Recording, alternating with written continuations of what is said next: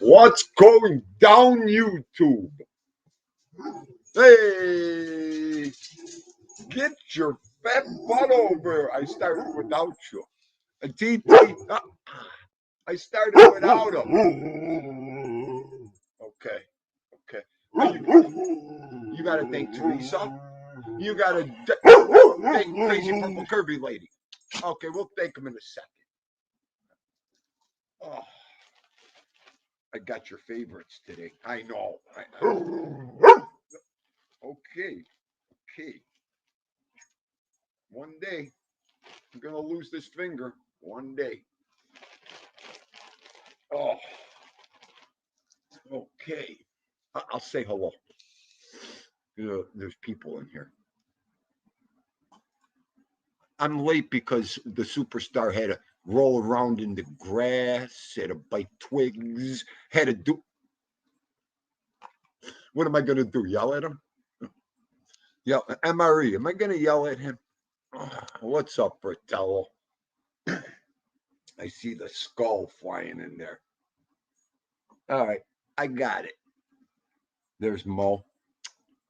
Hello, Mo. How are you, love? Thank you for coming in. TT Red, my other love. Look at this. How are you? Gerard. Marie Carmela. How are you, love? Adam Crovassier in the building. Jugs. I'll shut the show right down, Jugs. All right, I was going to yell at somebody today, Jugs. Okay. Love you, Jugs. Love you. Mike F. All right, you're late. I got to go. I'll see you later. I think Tommy's ADHD's kicking off on Mike F. Okay, I'll see you later. I got to go. Dinu, you're late. I got to go. I see you later. I'll talk to you in a little bit. Oh, hi. Mike F said I'll talk to you later. Dinu, I got to go. You're late. Joe Della Mura, my man. Nice. Thank you, sir. Thank you. Keeping them in shape. We got to keep them around as long as we can. Did you get my tip on the dog the other day? Hang on, Murray. I'm trying to think and talk at the same time. Did you get my little tip yesterday, Kuzi? If not, I'll tell you again about the food on the ground and all that stuff.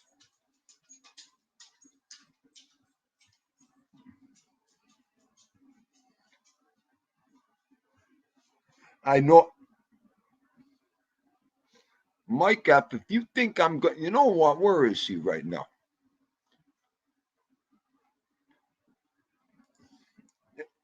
If there's one thing I can't do, I can't do you that favor. If I would have did that, Mike F, I'd be done after all these years. I can't give that tip out. I love you. I'll let you know in an email. Primo Carnera, Octavia. Okay, good, good, beautiful, MRE. Edwin Jimenez. Edwin Jimenez. Jugs. Jugs is Nancy. That's her. That's her all the way. Carmela. Mother Jugs and Speed. Nancy's Jugs. Okay. We'll get into that later. Good, MRE. I'm glad you caught that. Try it. Goomba. It works for Tindu. Try it. I mean, here, hang on. You don't come around much. MRE, grab the link if you want for a second. Shoot the shit. If you got time. You don't have to go if you're busy. That's for MRE, that link.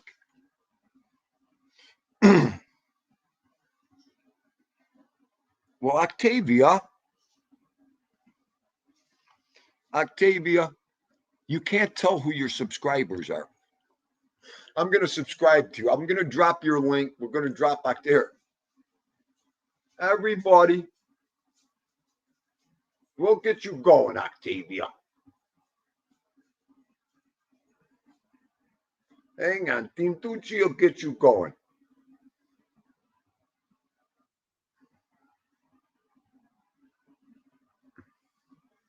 Everybody, that is Octavia's link. Everybody subscribe to Octavia. Help her out. Hey, what's up, Dingo? Hey, what are you doing? Vito's looking sharp, man.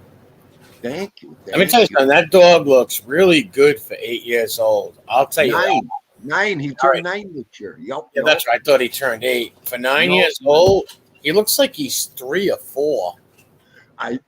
MRE, everybody tells me that. I'll tell you, he's beside the trick here, and I'll tell you, a happy dog, extended life. Yeah, true. I don't care what they say. After 58 years, Fratello, I've raised them all. I've had them all, and let me tell you something. Love, connection with the dog. That dog will live a great life. And vet treatments and taking them to the vets when it's supposed to be.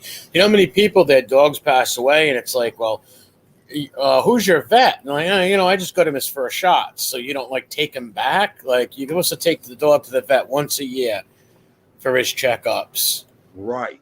And you're supposed to have him on heartworm pills, all that stuff. It's not cheap for a dog. It's expensive.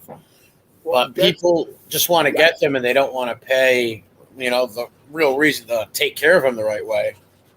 Right. I mean, everything you just said, you have to do. Before you even get a dog, you got to know it's going to cost you a little Zorchi. Yeah. You're going to have to do this stuff. I mean, it comes with the territory.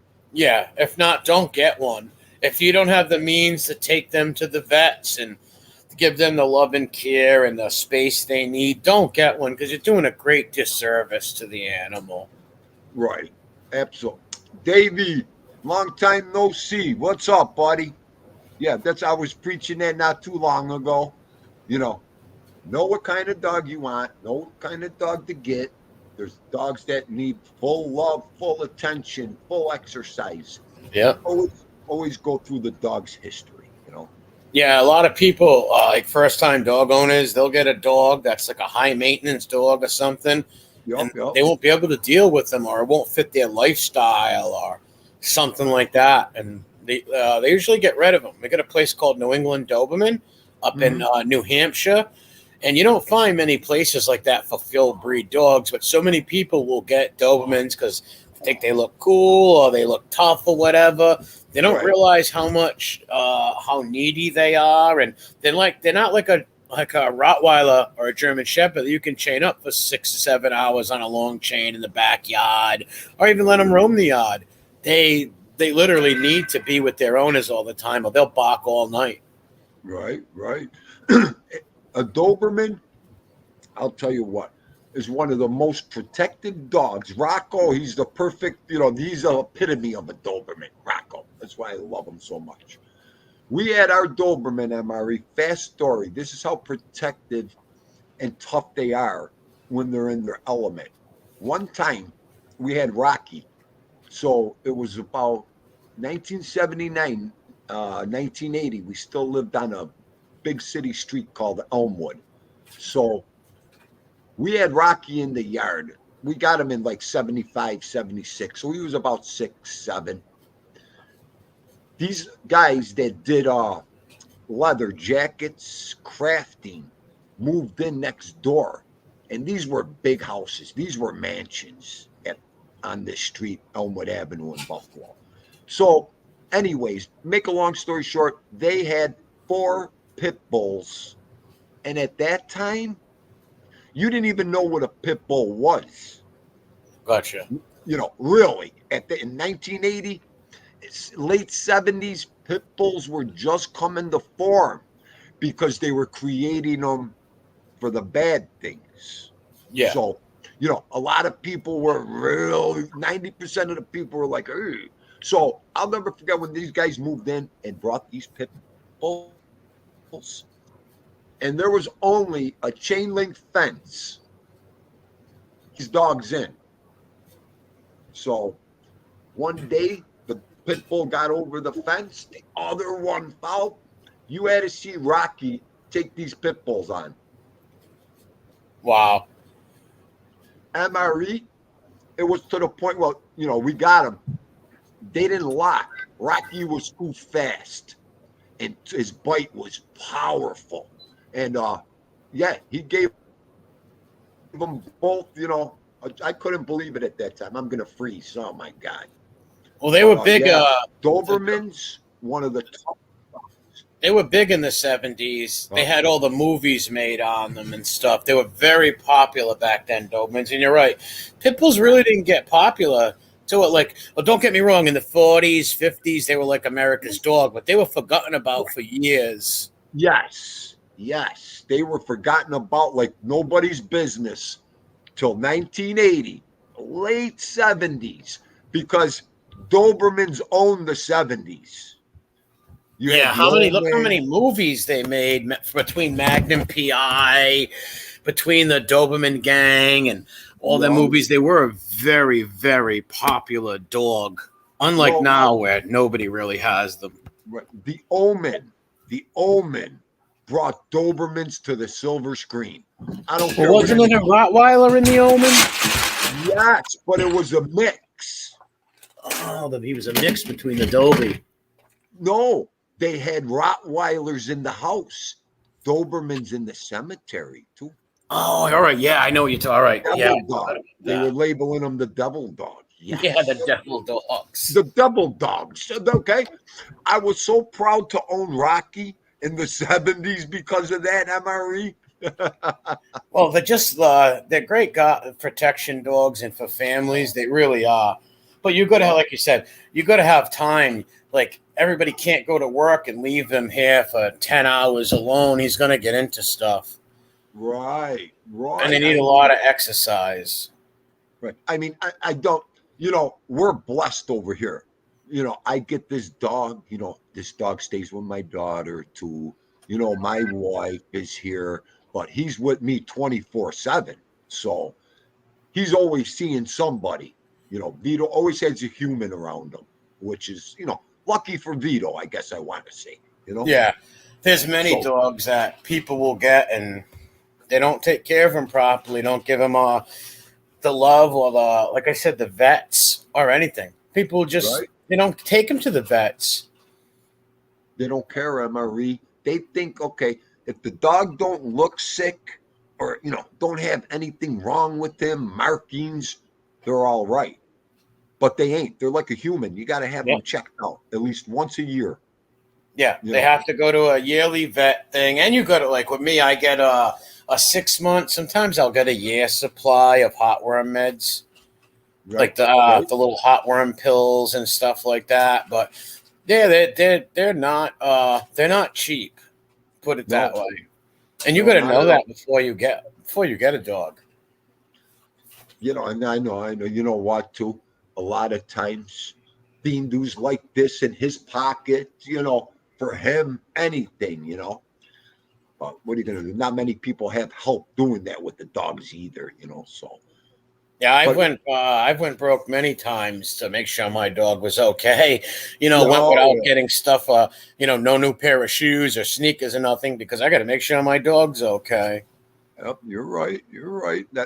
That's how this one is. She's a nut with this one.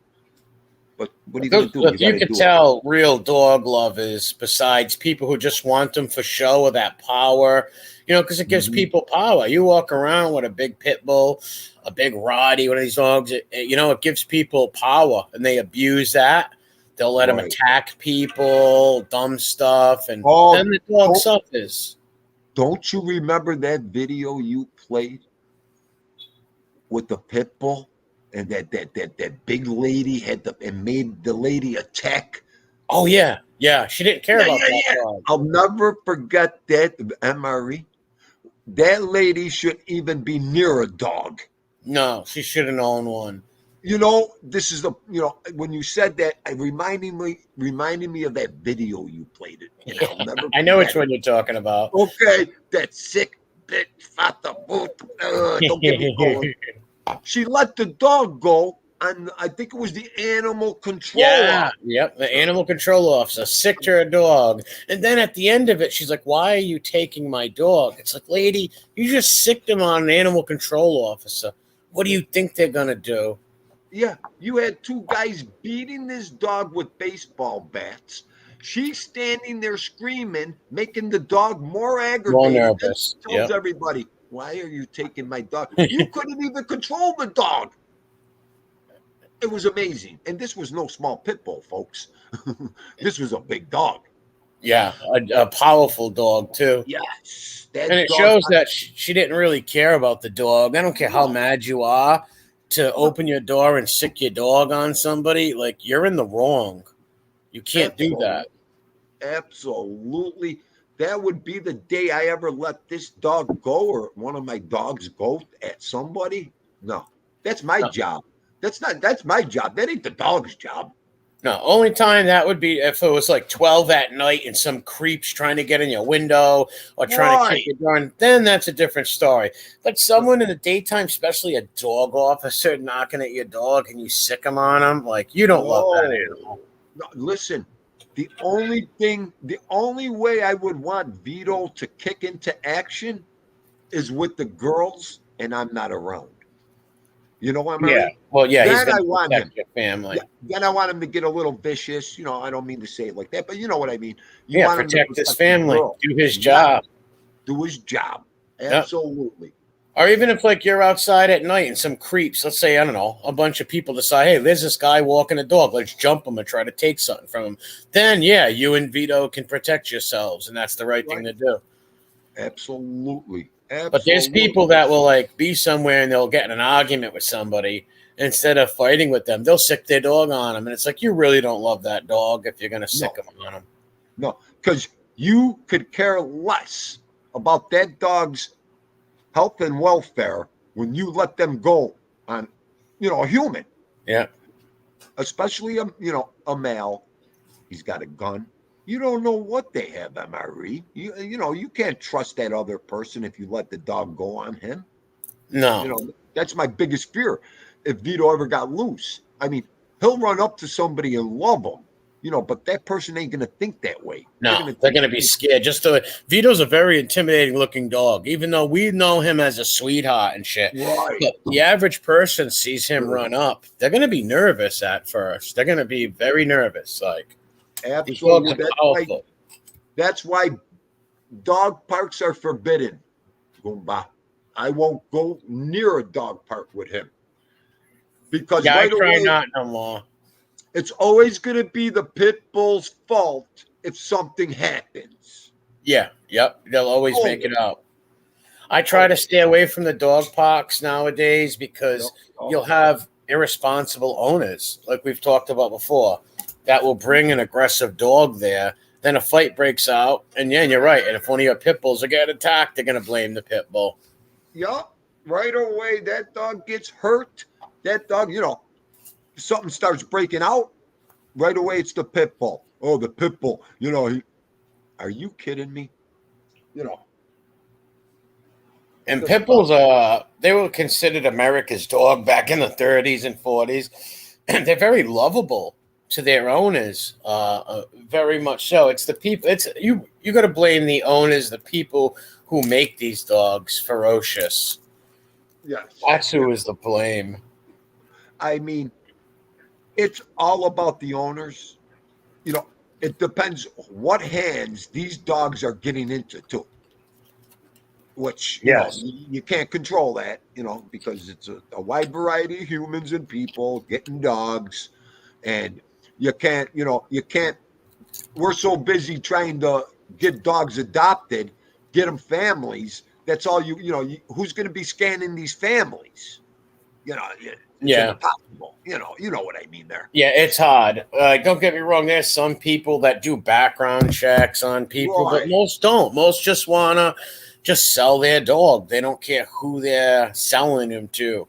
Like when I used to foster dogs, I used to try to do little background checks, like can I have your vet's number and like maybe a friend, but they could bullcrap you very easily, Right. Like, yeah, Right. here's a few people to call, and then people say, yeah, they're great with dogs, blah blah blah. That's why I always asked for a vet.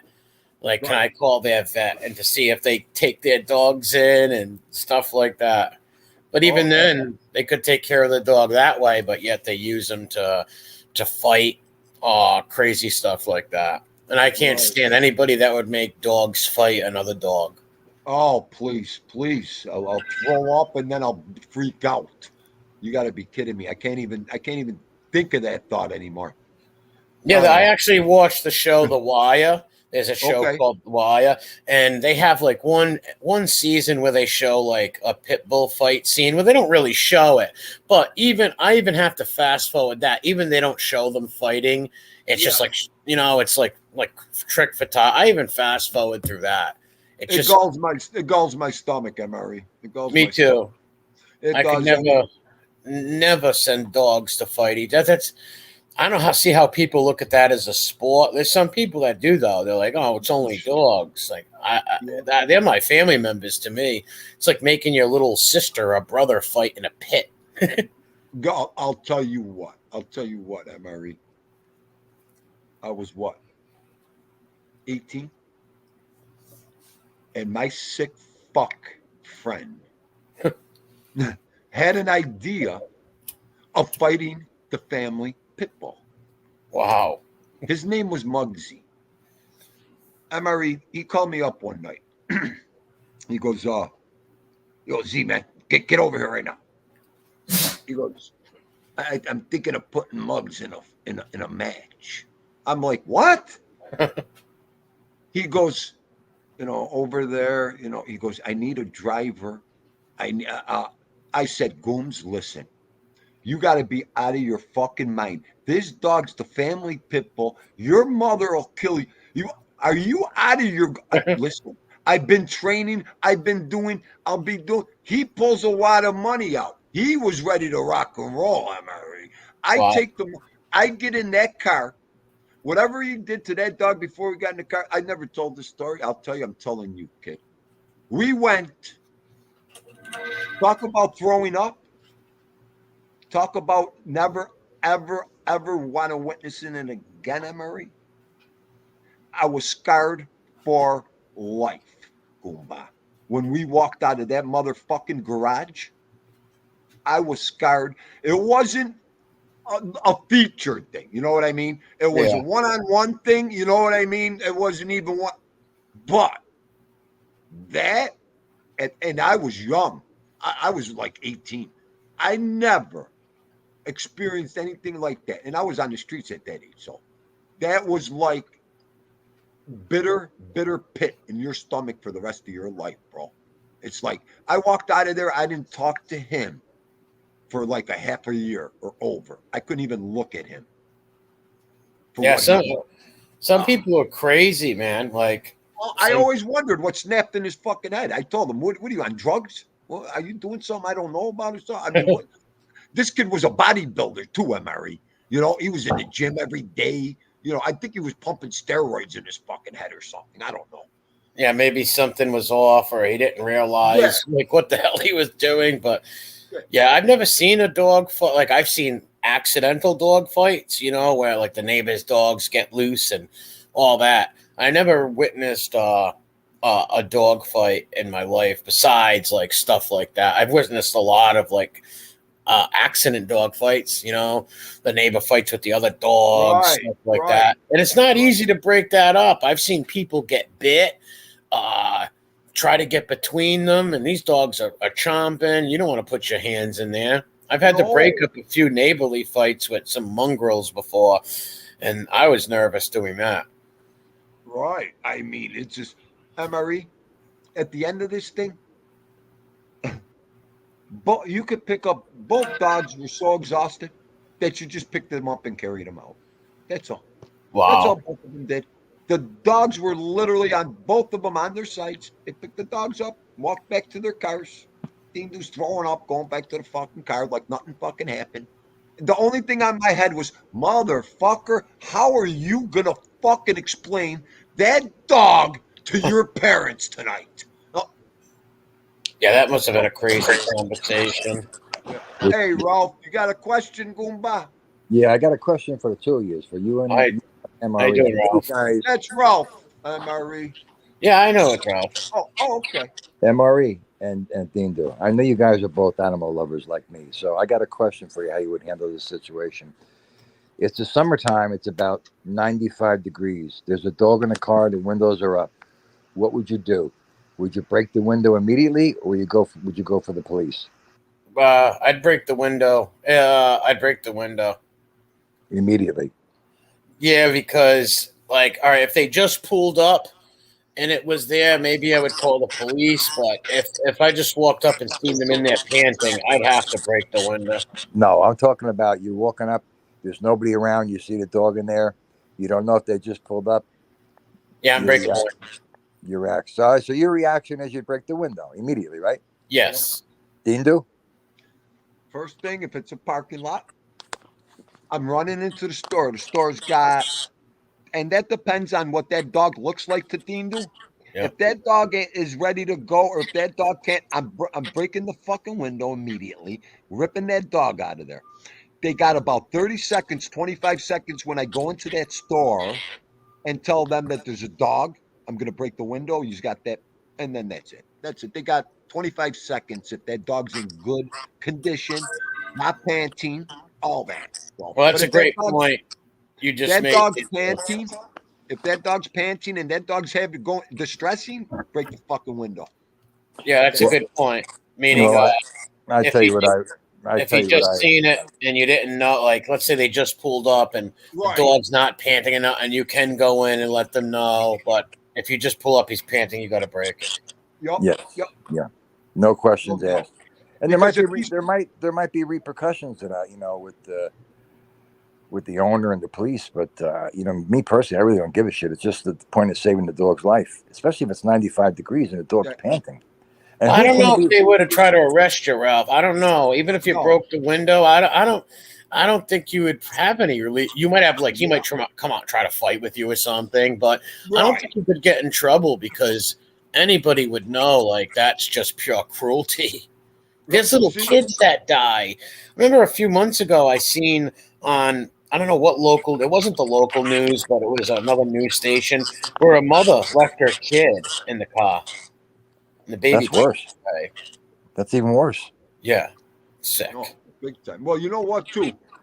You got to remember, and everybody's different again. You break that window, I'm not leaving. I'm not going anywhere. When they come out, that's going to be another confrontation. Exactly.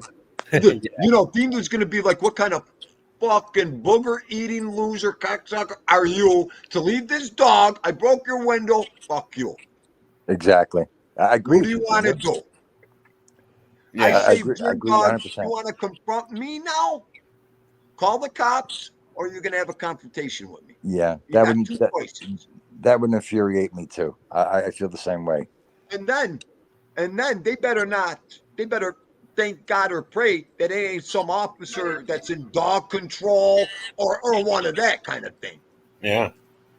You might catch him on a bad day saying you left that dog in the car. Here's a ticket. Fuck your window. Well, Well, I you think got people. every human should know that leaving a dog in friggin' the car in the heat like that is cruel and it could die. Yes. Yeah, but man, Yeah. Marie, some people don't have common sense. No, you're I right. know. They don't. They lack They, empathy. I know. they don't have common sense, and listen, and they leave kids in the car. I mean, they don't have any common I sense. know. There's something wrong with them. Well, you're You right. know, a It's a lot of mixture people. between common sense and the lack of empathy. Yeah. Yeah, exactly. If Exactly. you got to go into a store, okay, first of all, if you bring your dog anywhere and you got to bring the dog if you're going to a store, you got to remember how long is it going to take me in there? Mm-hmm. If I run into a problem or if this or that. See, Dindu's always thinking tenfold. I won't bring this dog anywhere where I just can't leave or if I ain't in this dog's view. I got to see Vito. If I'm in the store a minute or more, I got to be seeing him. Yeah. I'm just nuts like that. I don't know. One Well, day I came you've out of the drugstore. This was about you 3-4 years ago.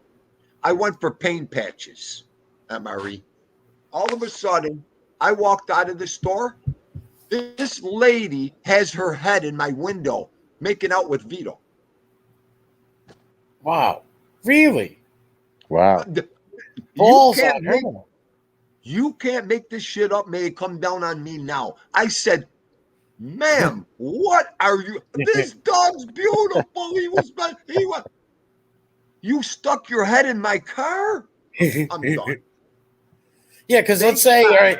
let's say Vito is protecting his owner's car. Because remember, that's his owner's car, and he bit the lady's face off. What? That's his fault? No, it's the woman's fault. You don't stick. As much as I'm a dog lover, there's no way I'm going to see some Doberman in a car and say, "Let me put my hand in there and give him a hug." No, that dog's protecting his family's car, and if he bit Yes. me, that'd be my fault. Yeah, because you don't know Well, what that dog's going to do. she No, got and so people. mad for yelling at her. And she's like, well, excuse me, what kind of dog? I was like, you know what, Dean, get in the car, pull away from here and go home. That's exactly what I did. She must I'm have like, been a little chocolate crazy. Because, like Ubasi, I said, Vito's an intimidating looking dog, right? We know he's a sweetheart. yes. We all like him, but he's intimidating. His head is huge. To stick your face in there and try to do kissies and hugs with him, Okay. you're risking your face. Yes, you are. Oh my God. I mean, if I seen Rocco or I wouldn't stick my face or my hand in the window first. No. That's No. not, us dog guys. I wouldn't even go buy a car with a dog in it. You don't know. You don't know what that dog's going to do in that car. It's in its Exactly. protective mode. Yep. And I thank God Vito was so lovable and he loved everybody when he was still young, So, Yeah, Yeah, amen. Because he could have bit her face off and it wouldn't have been his fault. yeah, no, definitely. not in the car. Right, There's some right. people that are crazy, like even around here. Like I'll be in the store and I'll turn around and there'll be some lady, a guy trying to touch my dog. I'm like, whoa, what are you doing? Like, don't just touch my dog, because what if he bit you? He's the bad guy. Like, Yes. ask Yes. first. Yeah. Always ask the owner. Always ask the owner. Can I pet him? Is he Yep. always Want to ask hear a the owner. crazy story that happened 2 weeks ago? I was sitting outside of a Chinese restaurant, right near my house. And this kid walks by and he compliments me on the dog and he says, "Can I pet him?" I says, "No, you're kind of a stranger." He actually said this to me. He says, "I think dogs should be making that decision." I'm like, huh? He's like, "I don't think you should be telling me not to pet your dog. It's the dog's decision." I'm like, Yes. I couldn't I was just like, what the hell? Like, Weren't you live? Weren't you live when you did that? I believe I just went live, and it just happened, but it wasn't on film. Yeah, and I was actually yelling at him and started like swearing at the guy and stuff because he got me so angry. And he also made a comment about my dog's tail and ears and all that. Yeah, it was mind-boggling. He's like, I think it should be the dog's decision. I was like, what do you mean the dog? And if he bit you, what are you trying to sue me, buddy? Like, give me a break. I remember you saying something about that when you went live, right when you went live. Yeah, it happened right before I went live, the whole little confrontation, and he was walking. It just blew my mind that, like, the dog's decision. Like, dogs don't talk, man. Yeah, it's the dog's They may decision. think, but they don't talk. That guy was definitely whacked out. Yeah, he was a little shy. He was a little shy. I would have got pissed off, too. Take a walk, buddy. Yeah, because he got even cocky with me. He's like, I think he said something like, "Oh, coming from the guy who cuts his dog's tails off or something." It's like, oh man, are you crazy, dude? Like, yeah, my dog. I should decide. Like, he didn't know if my dog was ferocious. You know, like he didn't know you either, right? No, I didn't know him from a hole in the wall. So you could have been some nut, right, and did something to him.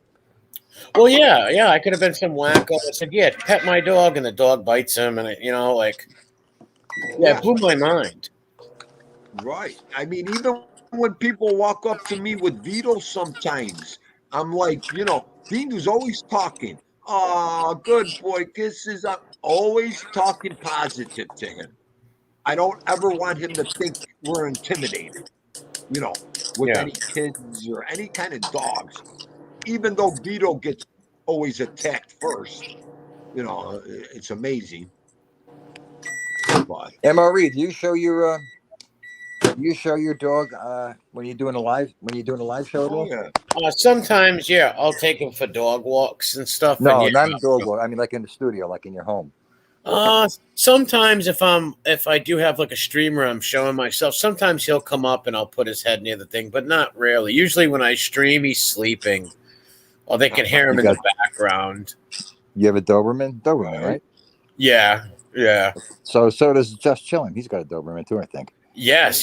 He's got one named Dolly, a beautiful one. Yeah, I know. Really pretty. Jud's got one too. Fancy Nancy's got a Doberman too. Oh, does she? I didn't know that.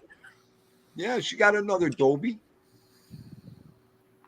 Yeah, they're good dogs, but like I said, you just gotta have experience with dogs. I don't suggest first-time dog owners to get one. Yeah. Right. Well, there's this video on YouTube. What's the guy call himself? The Doggy Daddy, right? Type in Doggy Daddy Doberman, where this woman who, like, her dog just pushes her around because she doesn't show the dog who's master. And this guy goes to the house and gives her a bunch of tips. Like, she's scared of her own dog. It's crazy. Really? Yeah, the dog, like, pushes her around in the house, and he don't get and he's so hyper. And the guy's explaining to her, she's like, why is he so hyper? He's like, the reason he's so hyper is because he doesn't get the adequate workout. Right. They don't understand how important exercise and running are to these larger dogs. Yes, even a walk doesn't cut it. Like, you can take your dog, let's say my dog, I can walk him 2-3 times a day. If he doesn't get that run in, he has to stretch them legs and get that run in. Yes. And Vito, Vito did the best thing by putting fencing off his yard. Now Vito could run around the backyard. Oh, that's like heaven for the dog. Yeah. See, nobody really knows. Vito, when he was like 2, 3, 4 years old, he used to run marathon. My daughter was a marathon runner.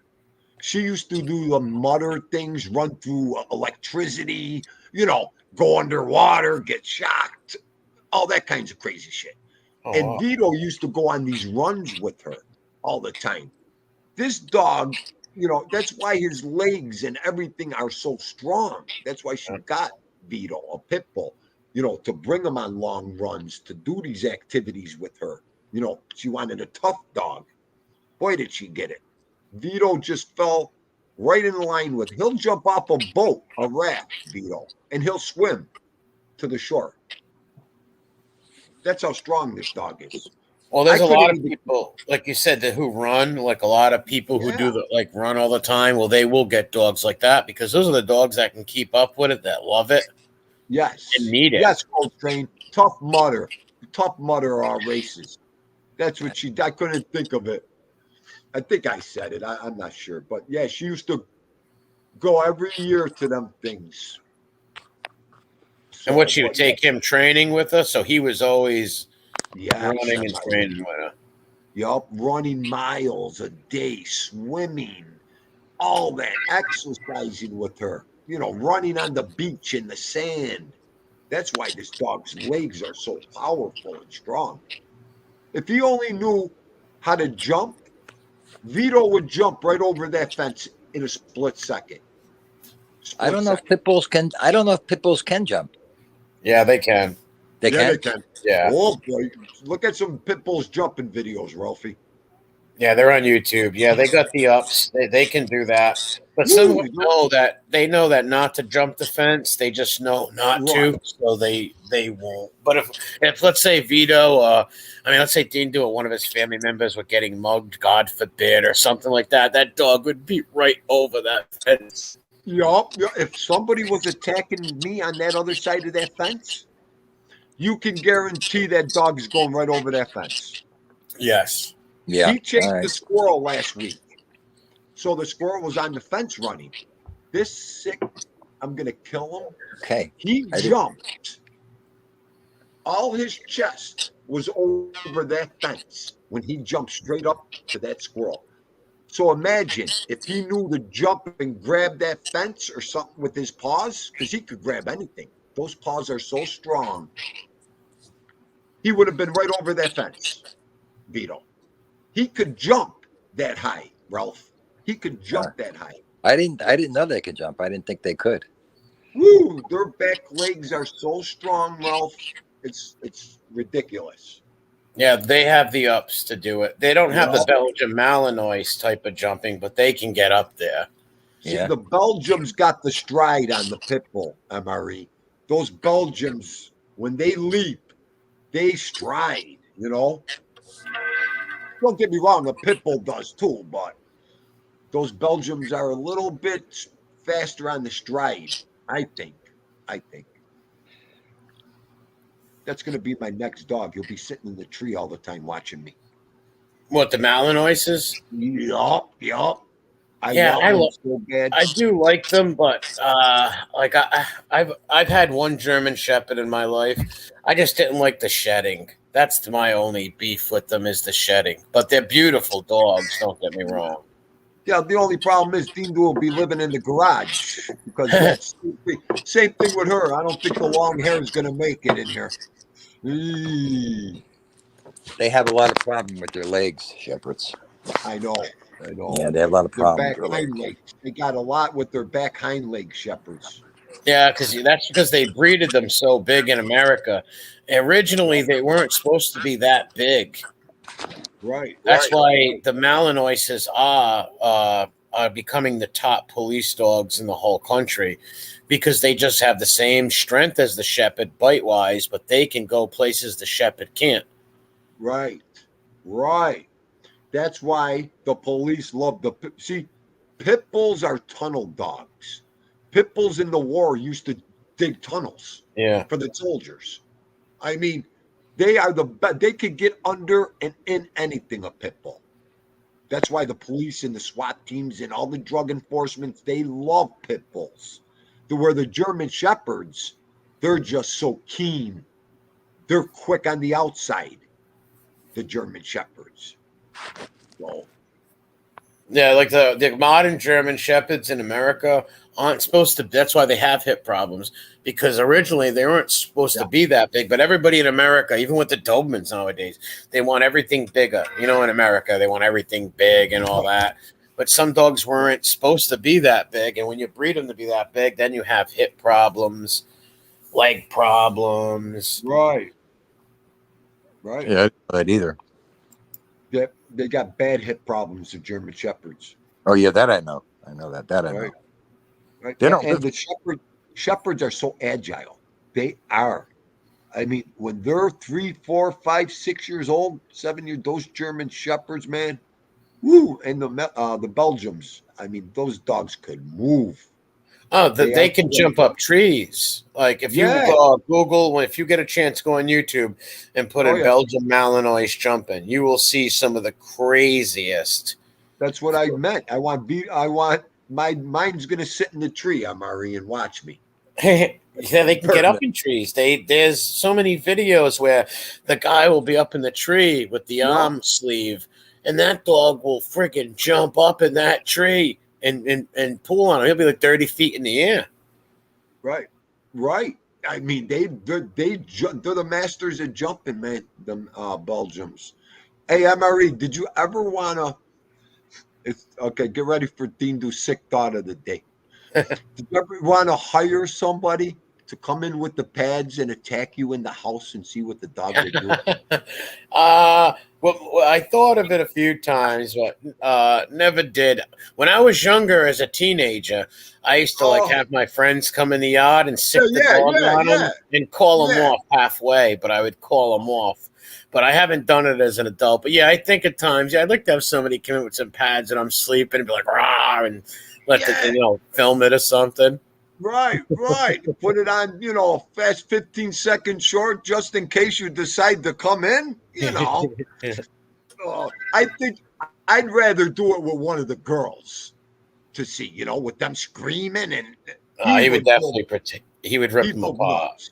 Yeah, he'd go nuts. I couldn't even imagine if I started screaming. If a scared scream. Ay, ay, ay. Yeah, they're gonna. But there was this one guy on YouTube. He was called the Doberman guy, and he never owned a Doberman before or a dog. I don't think because he dressed up as a burglar, and he's like, "I'm gonna see if my dog attacks Uh-huh. me." It's like, dude, the dog can smell you. He knows it's you. He's not. So he's jumping over his fence, and he's all dressed like a burglar, and he's like, the dog's wagging his tail, and it's like, dude, the dog knows it's you. He can smell Oh, you a mile away. I almost spit my coffee out. The dog, once you want a dog, the dog will never forget your scent the rest of its life. Yeah, he can smell you. So, and after he did the video and everybody comments, he redid it and said, "No, now I understand. The dog knows it's me." Because everybody in the comments is like, "He knows it's you." Because he was dressed up in all Oh, black, ski mask, the whole nine. dude, the dog's tail's wagging. Yeah, he knows it's him. He can smell you. He knows it's Right. you. Yeah. You know what an old Sicilian dog training trick is?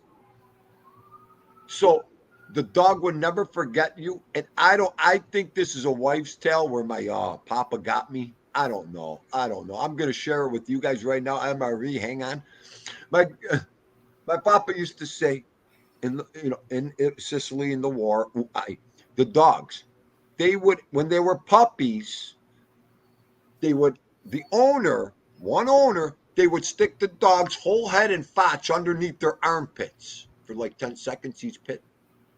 And the dog will never forget who you are and never leave your side. Well, that could be possible because they do know your scent. They know your scent. They We know they know you. my grandmother got the rolling pin out one time when he said that, and I always thought it was a wife's tale. Hey, Nani, you ever tell them that story? Okay, I don't know, but I could never figure it out. I'm like, kind of, who does It's that? possible, though. It's It possible is.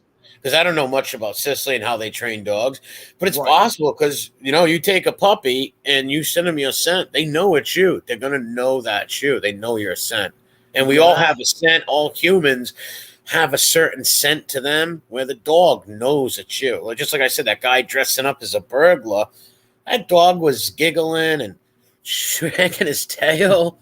And I said to myself, this guy must have not have had dogs before because you gotta know that dog's gonna know it's you.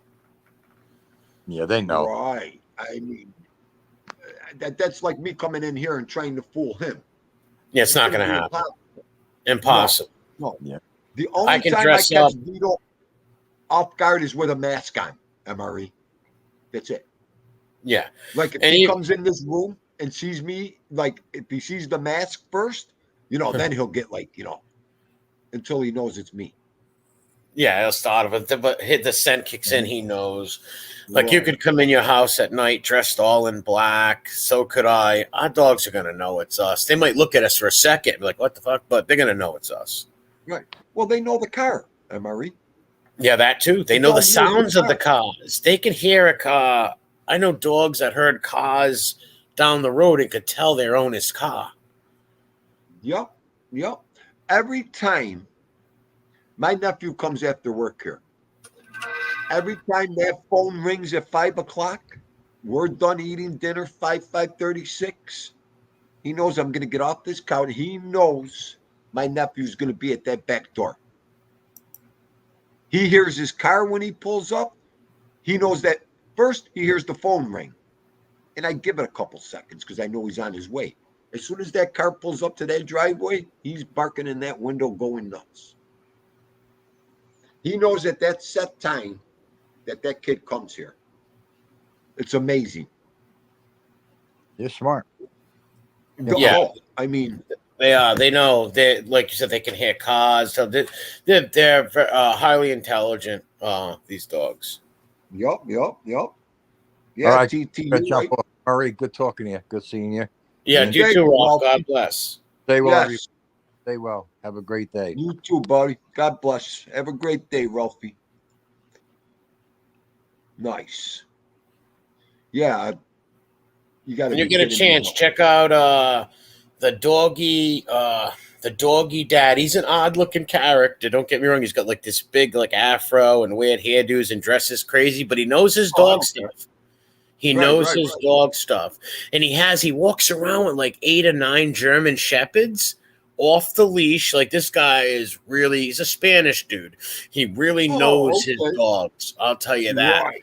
But he's an eccentric character. Like he's this eccentric guy, like all weird hairdos and clothing. But he calls himself the dog daddy, and he's got all these female black German shepherds that follow him all over. And he goes to different people's homes and helps them with their dogs. He's pretty good at what he does. Right. No, I love something like that. Are you kidding me? The more unique is better for Thindo, Marie. Yeah, it is very, like I said, he's very eccentric and stuff. But he walks around the ghettos in California with his dogs loose. It's pretty cool. Yeah. Like this guy's got total control of all 7 of these black German shepherds. Wow. And he's the one who went to the lady's house with the Doberman. And this woman was scared of her own dog. Like the dog, you could tell the dog needed exercise. Like he was just so playful. And the guy is literally telling her, like, he needs exercise, and he's coaching her on everything. And it's just like the lady just did not belong owning this dog. That's no place. Right. Those kind of people get me so upset. I'll tell you, it's, you can't expect everybody to, treat and love their dogs like us, but, it's how far you go with it, I guess. Yeah. Well, like, not everybody a truly dog lovers, Right. You know what? And I understand a lot of people use them for protection, guard dogs. Yeah, I get that. As long as they take care of them and take them to the vets when they're supposed to, and don't. All right, I get the dogs are there to protect me. I ain't gonna lie. If I'm walking down the street at night and some wackos try to harm me, yeah, I'm letting me and my dog are fighting. But if I'm going to get into a fight or something, I'm not going to use my dog as a weapon to fight people. You know what I mean? Like, no. Only if some creeps tried to like harm me at night or something like that. Right. Well, Marie, it's like you remember the old. They're not around anymore. I don't think. I remember the old junkyard dogs. Yeah. Those we dogs had they used to live forever. Them dogs. Yeah, that's a great point.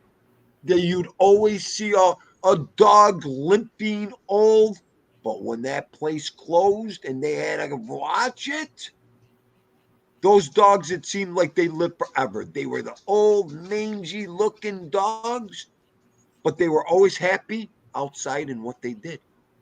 And that's another thing my Yes. grandfather used to teach me. You'd say, "Oh, look at those ugly junkyard." They're not ugly. They're just old, like me. And you're going to be. Oh, my grandfather used to hit us with reality. He used to tell me, "Dean, dude, the dogs they last forever. Those junkyard dogs, they're so tough." I'm like, "Hey, Yeah, they do. There was a junkyard near us that had these like Shepherd yeah, Dobie mixes, and yeah, man, yeah, these yeah, dogs were around for like I don't know how like I want to say at least 11 years, 10 years. Like they used to yeah." sometimes they would get out and chase us kids on the bikes and stuff. They were around for a long time, but the people Emery, also took care of them. They also took right. them to vets and stuff. We had bulldogs at the junkyard. There's three huge old bulldogs, teeth missing, nips out of their ear, because of themselves. They would fight and bite each other. Yeah, But yeah. they were the cutest, funniest, but meanest bulldogs. Drool, from here down their whole body. But they were like, what? They were 15, 6. Bulldogs don't even live past 10, some of them, that with the, I don't Yeah, know. they don't have a long life. Right, but these bulldogs, it took them, about an hour to catch the thief. But when they caught him, it was all over with. Too funny. But yeah, the old junkyard dogs, man, you ain't gonna see too many of that anymore. No, you don't see many junkyard dogs no more. You really don't. No, I mean, I I don't know can't if it even has. think. I don't know if it has to do with people with lawsuits or what or why they don't. I don't see many of them, but I haven't seen them in years. We used to have a lot of them around here, but Yeah, not many no more. Maybe because of cameras or I don't know. cameras. I was just thinking the long done now with the cameras they could put on each corner, you know. Well, what they got now, who knows what they got with cameras now? But I say dogs are even better than the cameras because the dogs are legitimately going to scare people away.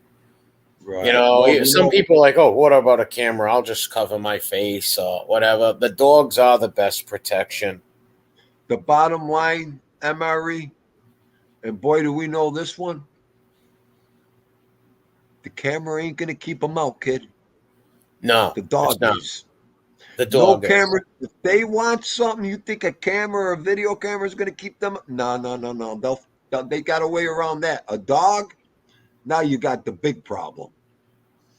Yeah, it's right. So right. I'd take a dog before any kind of security system. Yeah, all day long. Yep, yep, If I had, let's say, I don't know, a big property or a junkyard, yeah, I'd put like 3 junkyard dogs in there yep. and just, take care of them and let them live in there. I knew this one place that had, they had like pipes, a heated, like, sort of like a shed that was heated for the dogs. Uh-huh. So in the winter, all year round, these dogs lived in this junkyard. Right, right. Even in the blizzards, they had heat in there. In their like little shed they lived in with the hay, there was heat. So these dogs were there all year around. And I don't believe they had many break-ins. I don't think many Right. people went in there to break in because if you do, you're going to get mauled. Oh, And big there's time. nothing you're going to do with you. Let's say you got let's say 3 German Shepherds attacking you. I don't care how tough you are, how big you are. You're going to bleed out and faint. They're going to get you. You're not going to Right. get out of there. Right. They have a video on YouTube. I put it in my community one time where I don't know if the guy was on drugs, what happened. He jumped over a fence of a car shop, and these two pit bulls, they bit him to smithereens for about 5 minutes. He couldn't get away, MRE. Once they had him, that was it. Yeah, I once mean, they got you like that. I don't know what was on this guy's head, on his mind. I'm sorry, because you can't even crawl out of there when you got 2, 3 dogs, taking you back down. No, there's no getting away. Yeah, I Especially mean, 3 of them. One of them you might get lucky and get away right, with one, right. but yeah, if you got a couple, you got no shot. You're lucky if you make it out of there alive. Yep. One dog would go to town on him, MRE, back up, and then the other dog would go in there and go to town on him. They took turns biting him. They didn't even attack them all at once. One gave him a beating, took back, and then the other one went in there and got it. And then they kept taking turns. That's how smart he must have been on drugs, the guy, to be that desperate to jump in a place where you know that there's dogs, or maybe he didn't know, but you got to be desperate. Yes, you had to see the people standing on the fence, the pillar, and then the fence, trying, distract the dogs, squirt them, throw things at them. Yeah, keep making the dogs more mad. Yeah, that's what you're doing. You're riling them up even more. And you got 3, 4 people squirting them, throwing things at them, and they're biting the guy. Don't you think they're just going to get a little more aggravated, folks? Yes. Yeah, that's just going to agitate them more, and they're just going to hurt the person even more. Yep. Someone says, do you think if you brought dog steak? No, maybe some dogs will fall for that, but I had a Rottweiler named Rocky, and he wouldn't eat from another person. You could not, a stranger couldn't feed my dog anything. He wouldn't take food from no one, but some dogs will. Like my dog eats food off the ground. But if you broke in my house with a piece of steak, he's most likely going to attack you, then eat the steak. Right. That same with this one. This one ain't going to take anything. He's going to bite you first. Right. Yeah. Then after he's biting you, he might go take a little bit of steak, but that's not going to think them out. Like in the movies, you'll see someone throw a piece of steak and the dog will run. No, a real guard dog is not going to care about that. They're focused on you. Right. Because, you really never see a pit bull, Doberman, German Shepherd ever stopping an attack with you through a meat. No. You never seen it. No. Okay? I don't care how many movies you watch. Do it in real life. You're going to fail. You never seen a dog stop when somebody threw them something when they're attacking somebody. They ain't going to stop to eat, folks. No, that's a great point. Any of these dog videos with people trying to stop them, nobody pulled out a hamburger and the dog released them. Yeah, you know what I mean?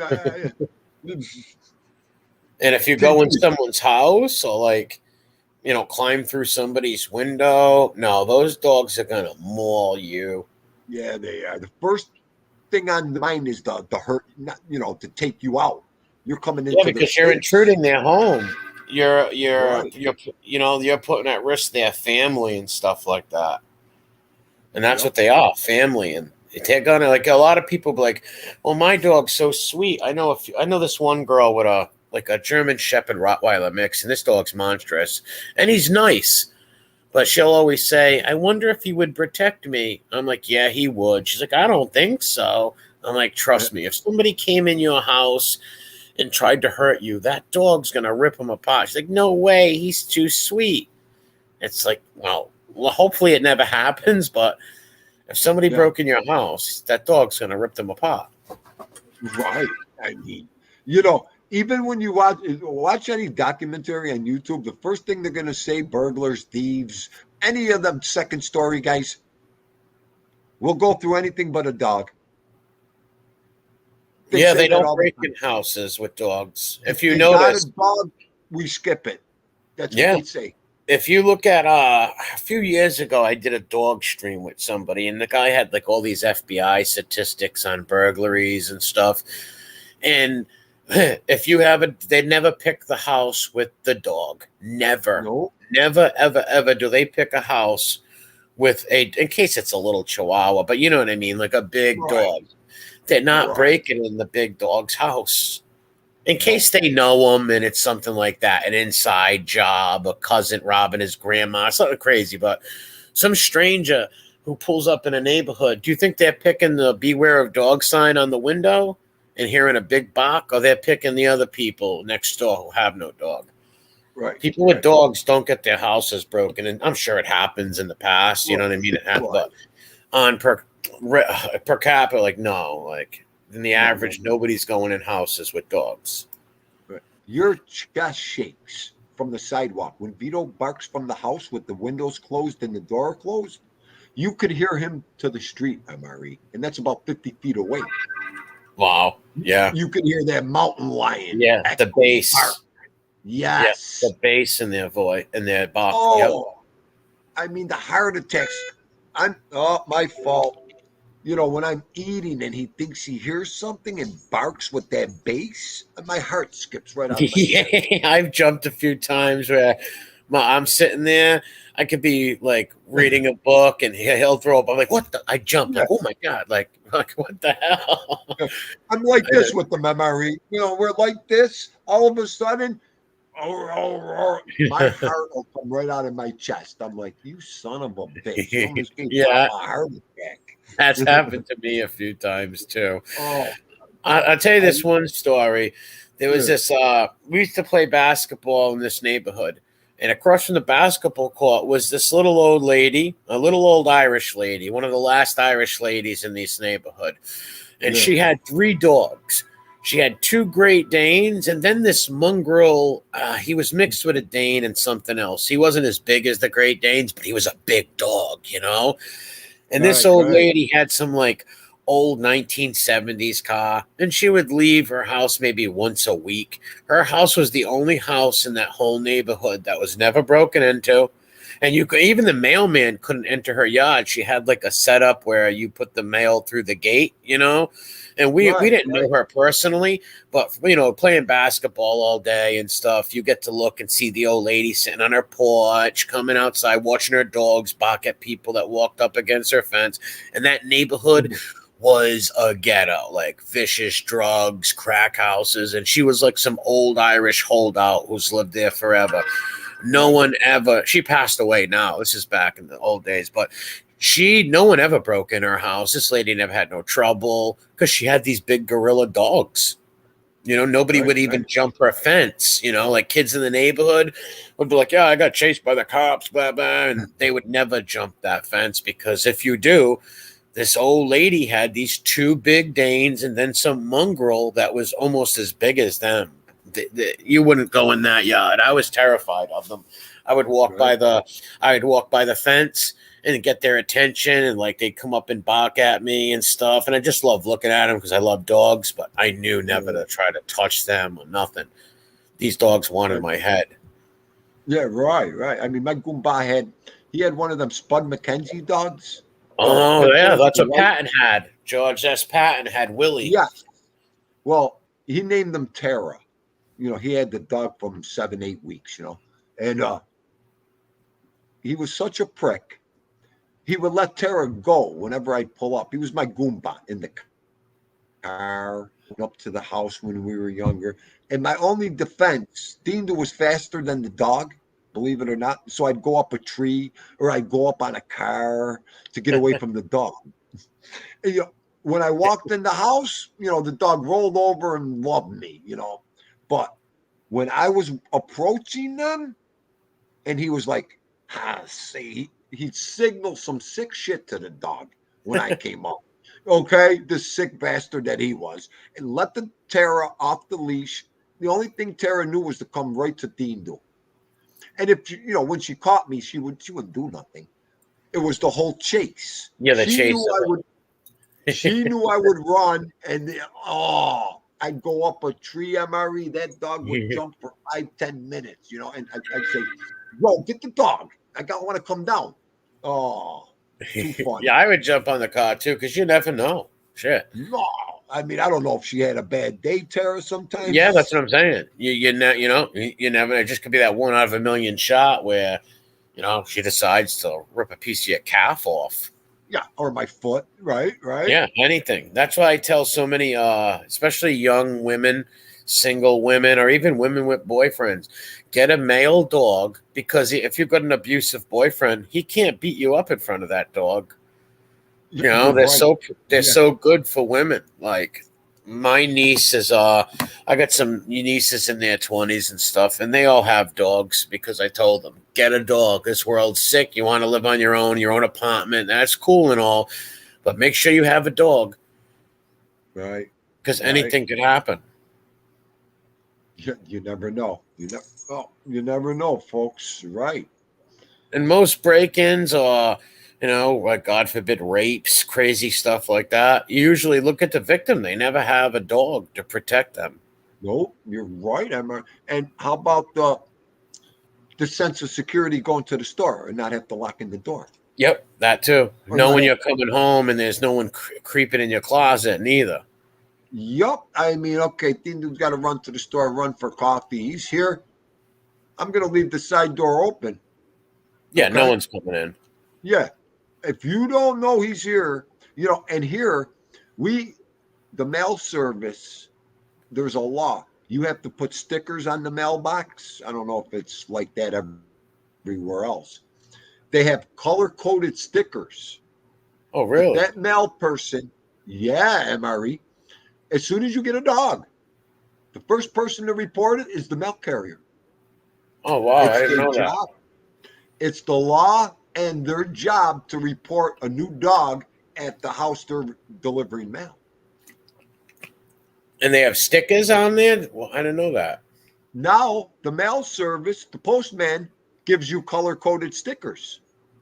If he thinks your dog's a threat, you get a red sticker. If he thinks you're a friendly dog, if he thinks he could cooperate, he gives you a green sticker. Wow, I didn't know that. That's pretty smart, though, on the mailman's part. Smart. Dude, it is, I'll tell you what, when the girls told me this in the beginning, I said, ain't no fucking mailman gonna judge you had to see things. Stick the stickers up your ass, you motherfucker. Don't tell me I can. My daughter had a fit. Okay, Dad. These who put the beware of dog signs up. Then I found out you can't have beware of dog signs up. I'm like, really? What? You can't have beware of dog signs? If I put beware of dog, that means Vito's a threat. Be careful. Really? If I put dog on premises, means there's a dog there. How's that? Oh, so they differentiate from the signs. That's nuts. Yes. All this learning I had to do. Okay, 9 years ago. I said, what do you mean? I said, so the sign Dindu got. Fuck the dog. The owner will slice your throat.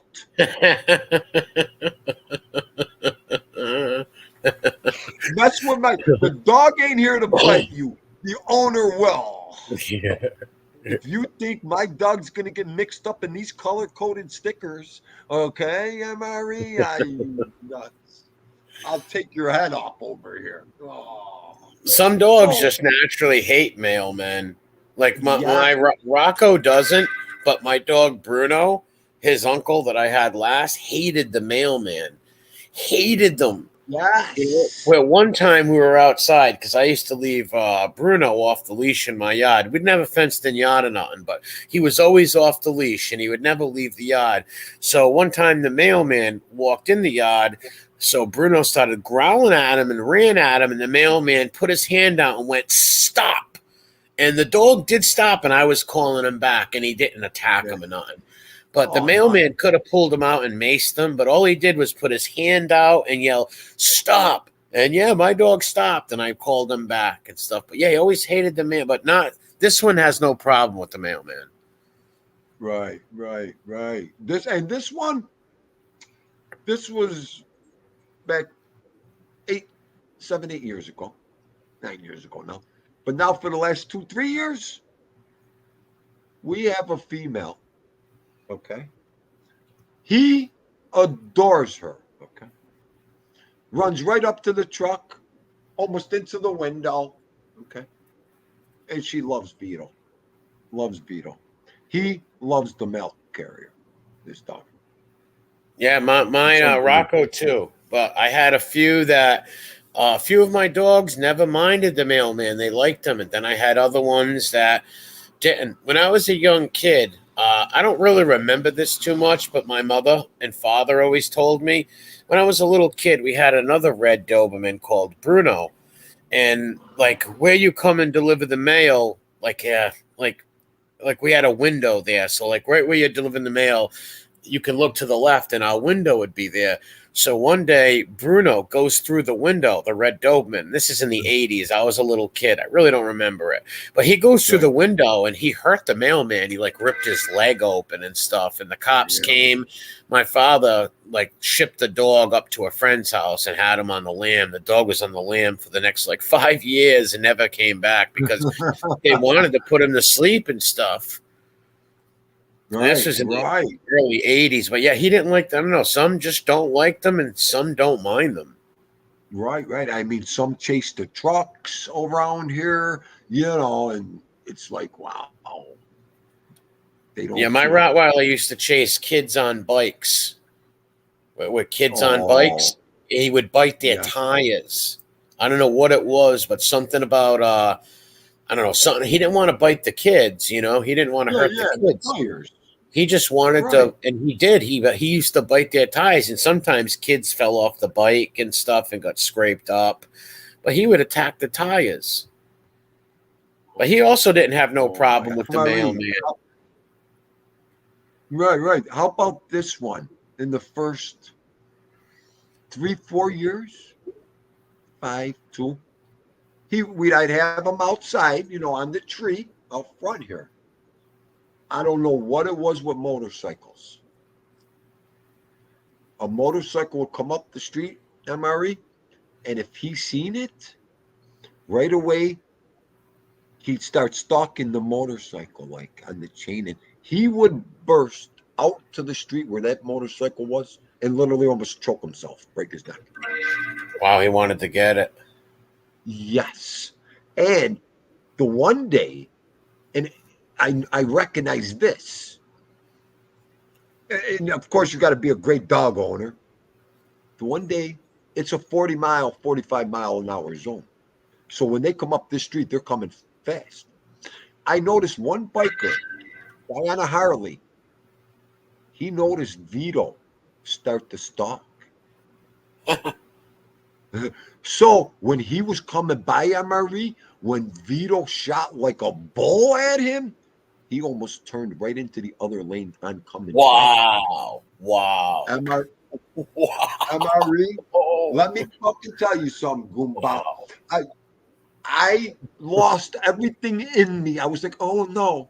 I was like, I was so mad at him. My wife was, she was going nuts. I'm like, that's what's going to happen. Somebody's going to think that he's loose, honey. They don't see him on the chain. All of a sudden, when you're driving up the street, you see this white pit bull, doggo, are stalking you. What's he going to do? But, if he runs out. He was that nervous and that scared. That's nuts. Wow. Yeah, I mean, if you're on a motorcycle, you see a white pit bull like that coming, first thing you're going to think, that dog could grab my leg. Yeah. Yep. He grabs my leg and falling off this thing. This thing's falling on me. You could get killed.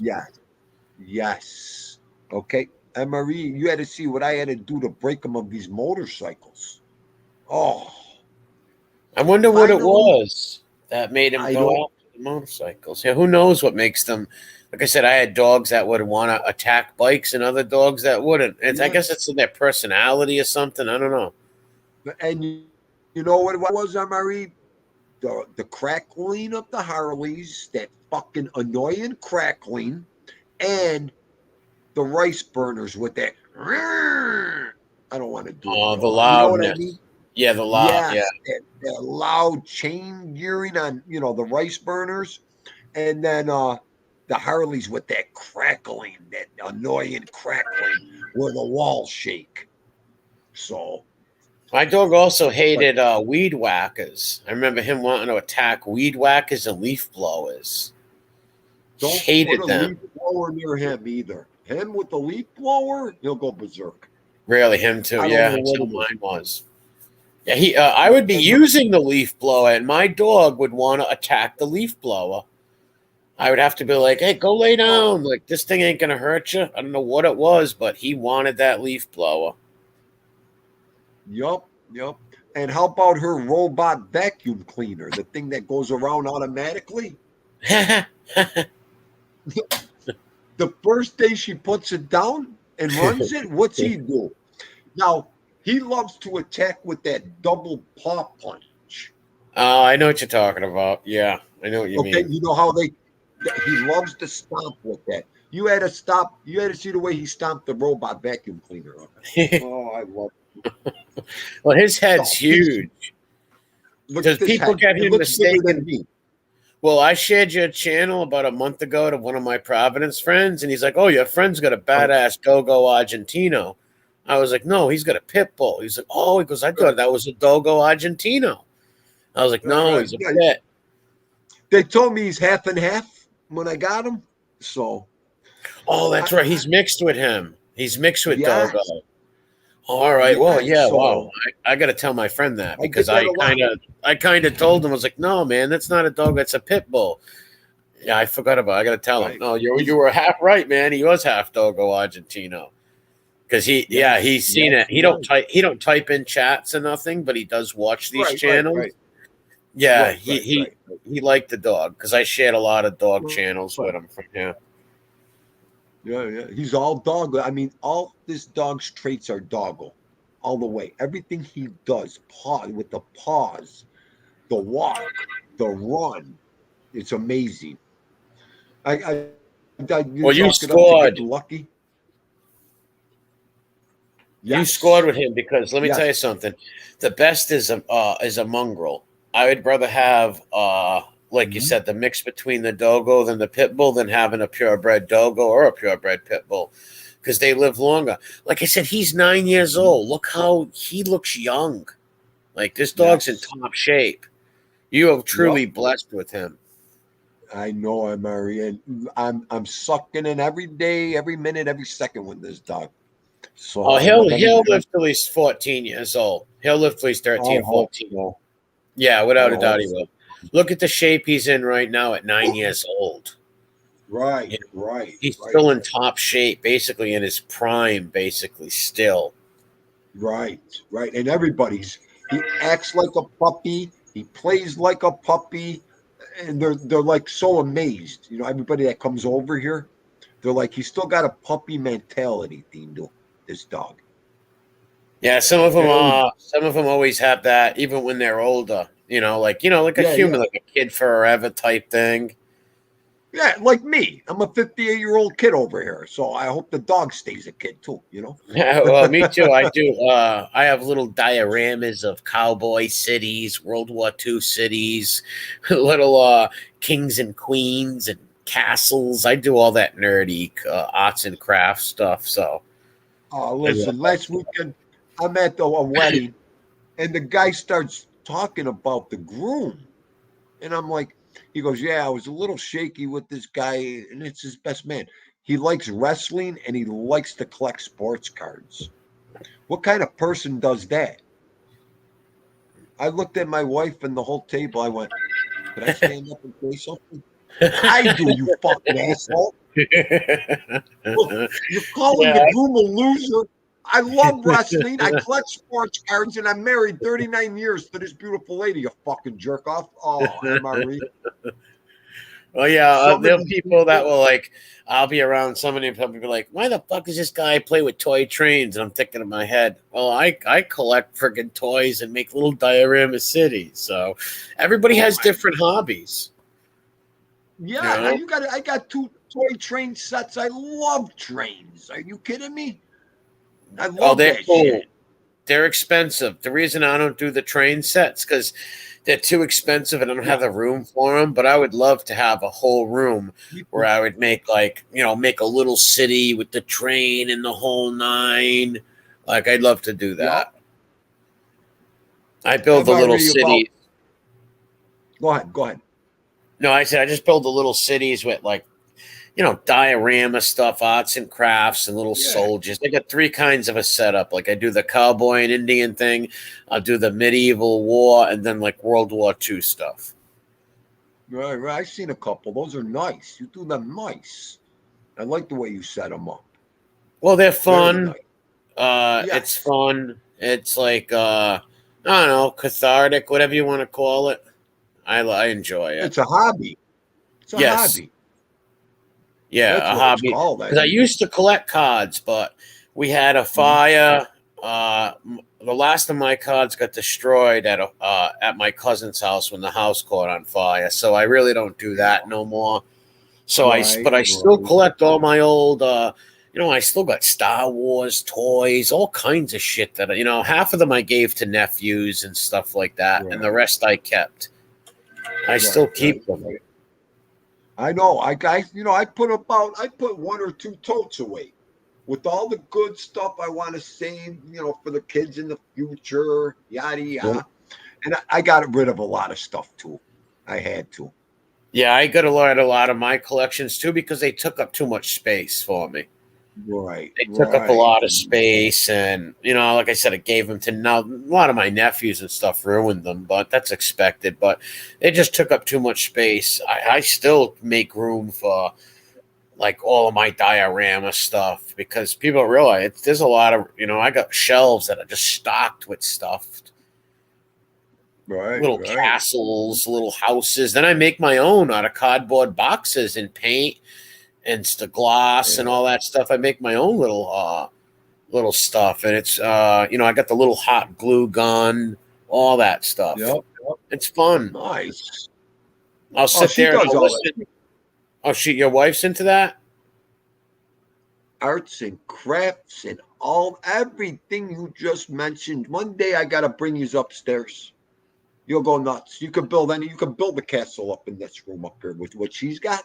Oh, wow. She loves her own jewelry, cards, greeting cards, all kinds of stuff. That's pretty neat. It's incredible what she makes. She loves doing that stuff. Yeah, I've always been an arts and crafts nut since I was younger.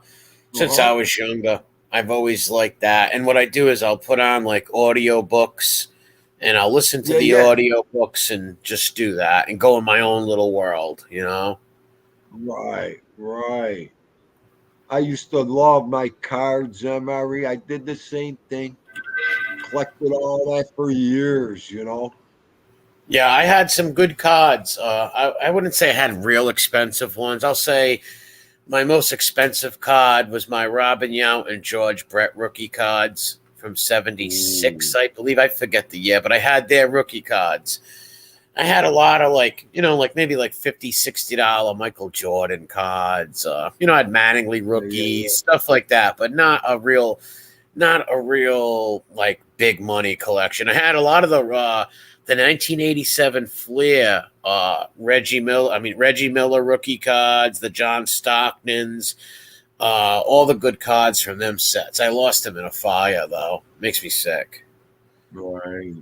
The last time I was collecting, it was like 2007, 6 or 7, MRE.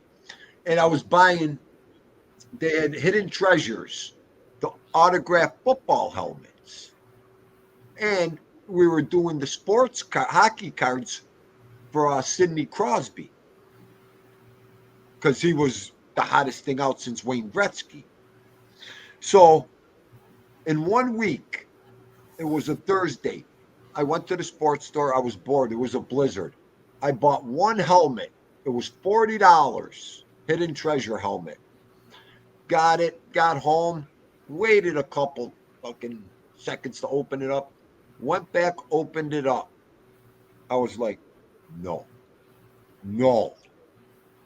The number one hidden treasure that you could pull out of this, it was one of one, MRE, was an MVP 38 signed helmet by the most valuable player, Tom Brady. Wow. That's a scorer. That was the treasure. Deemed to hit the treasure. Yeah, it's like Oak Island. It was one of one. It came to Buffalo. Yup, I got it in a snowstorm. Nobody was out for days. And these were hot. The next 3 days later, I go to the biggest flea market we had. I get a box of Upper Deck for $60. I start cracking cards. One of one, rookie, signed, Sidney Crosby. Wow. Okay. They just came out, these cards. My boys went through the ceiling. He goes, you just hit the other treasure in the hockey cards. No, you. There's only 3 of these made. I think there was 3 made.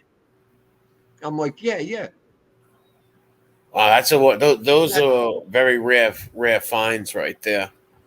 See, I only collected baseball and basketball cards. Right. That's all I collected back then. 15 minutes later, I got 1,500 for the card, Emery. Really? Wow. That's a score right there, boy. That's a score. This guy, every Saturday morning, there'd be 7 of us, 5 of us cracking boxes of cards. Behind us would be 2, 3 guys with wads in their pocket, waiting to see who would crack what. That day, I cracked the Sydney. He waited 15 minutes. I got my shit, walked around, and he came up to me. I'll give you this right now for that card you cracked. I went just like this. Have a great day, sir. Enjoy that fucking card.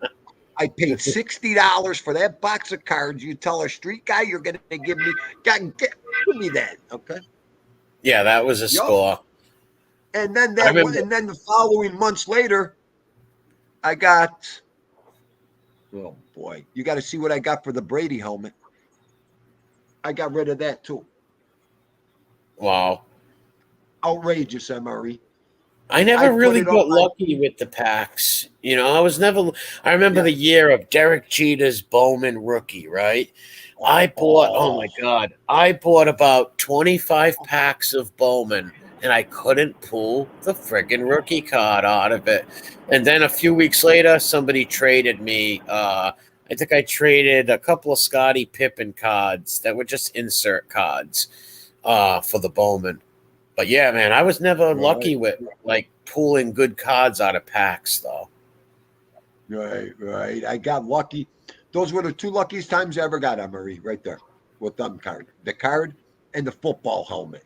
That was it. That was my 2 main picks. Skipper, what's going down? Can you hear us? Hey, dude. Hey. Yeah, no, I was going to say, I don't want to disrupt your discussion. No, Verrazano going from Staten Island into Brooklyn. So Brooklyn's right in front of us. Bell Parkway, which we're going to be getting onto, is to the right. New York City skyline, which you can't see, to the left. But I didn't want to disrupt your guys' discussion. You and MRE, what's up, MRE? You're having a really good talk. So I just wanted to give you the visual, but I didn't want to butt in, Pete. But I figured I know you love the bridges, so I wanted to give you the Verrazano. Yeah, that's cool. Hey guys, I got to take off anyways. It was a pleasure talking. And Skip, God bless you guys, and have a great day. Anytime. Have a great day, Thank MRE. you, MRE. Appreciate it. God bless you all. Yes, God bless. Okay, Skipper, let me get you up there. All right. Hang on. My internet is so slow. Yeah, I might be in and out for the next couple of minutes here with service. Go ahead. If you can hear me. Yeah, no, I just like I was saying before, that was a great discussion you and MRE were having. So that's why I was sitting back and listening. That was a pretty, from the dogs and then onward. So that's pretty good stuff. Pretty good stuff. Thank you. Sometimes I need that not on when I could really. You got 2 guys that could talk a dog off a meat wagon right there. Me and MRE. Yeah, no, that's you guys both definitely have that in common. So it's going to be a great discussion. Me, I've had a couple of dogs in my life. I can't say I'm a dog person. My ex-wife has my ex-dog, I guess if you want to call him at the moment. But I was never really, I'm not as knowledgeable as you guys are in terms of breeds and training, and even what you were saying yesterday with the training, the 1-word command, don't cut me off, don't cut me off, don't cut me off, you son of a bitch. Take it easy, you. Don't worry about it. Just watch the bus. Oh my God, I'm worried about the bus. He's the one that just cut me off. It's like, come on, guy. The office is actually Coney Island, so it's such a shitty day, but let me see if I get my finger. All this land out here that's sticking out, right over here, that's all Coney Island sticking out on, the peninsula of Coney Island. So this right now is the Belt Parkway. We're in basically, I guess, Bass Beach, the very beginning of the Belt Park at Bass Beach, just south of Bensonhurst. And then, if you go further up, that's those buildings here, that's Coney Island. All right. Nice. I love these bridges. You know that. I know. That's why I was like, I gotta get Dean to the Verrazano if I'm going over it. Right. Hey, Assassino, how are you? Goomba, Ali Sutton, Billy the Kid. Who else came in here? Polly C. I watch Baywatch. Dang, just catching up a little. I know I've been ignoring my chat. Ay. Okay, good. Salvatore's in the building today. All right. Maureen. She came back. Octavia. Okay. Co-train 25. Boston is in the house. Tommy Stiliano. The ball. Right. Co-train here?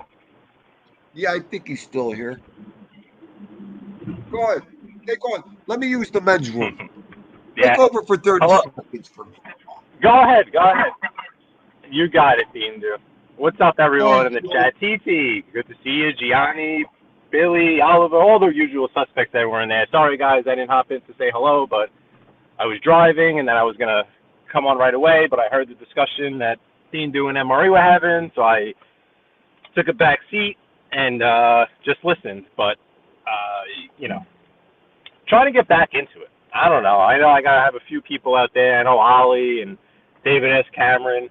I was actually, today I was going to try to do a pre-game, pre-show to the Theme Do show. But we'll see.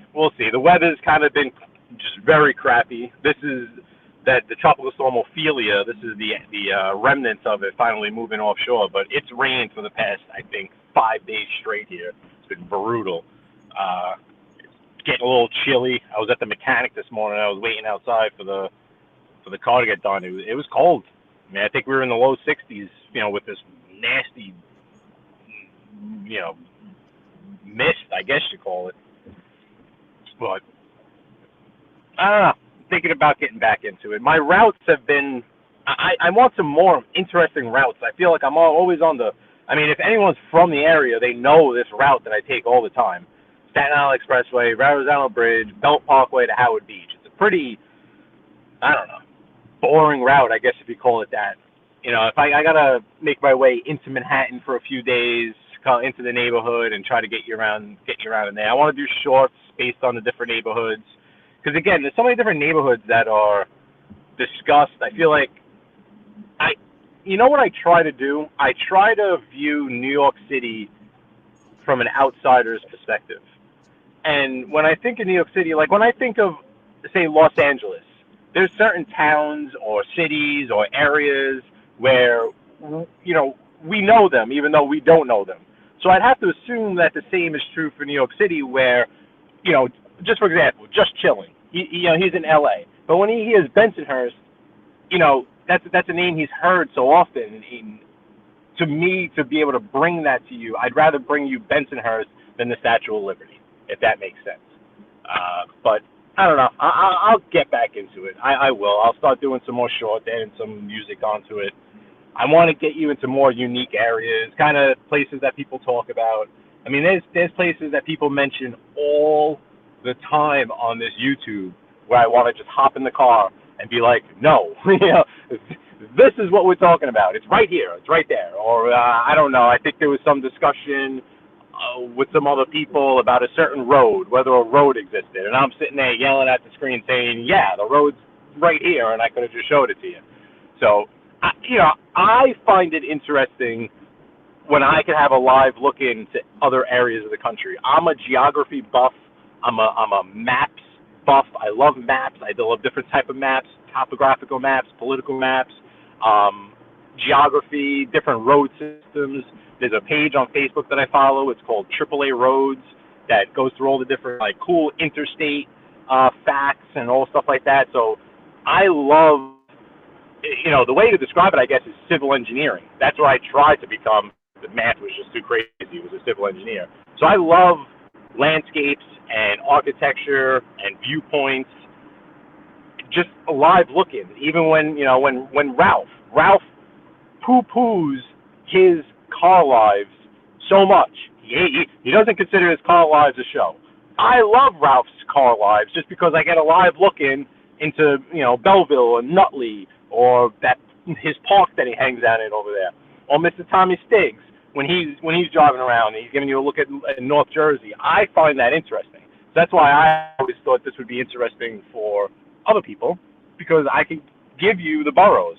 I'm a rarity. I'm still here. I'm still stuck here. So present day, I can tell you what I could tell you what it was like 15 years ago. I could tell you what it was like 4 years ago before the big what, and then I could tell you what it was like during the big what, and then I could tell you what it's like now. And these neighborhoods are changing. I know I used to talk about Action Kid, and I know I was watching Action Kid the other day, the one that walks around. He does cross country stuff. He does he's all different cities now. He's in Miami. He's on the West Coast. He's back in New York. He's all over the place. And it's funny because when you watch Action Kid and you watch his numbers, when he goes live anywhere in the country, he gets a couple of hundred people. He goes live in New York City, he gets over 1,000 people no matter what. Every time.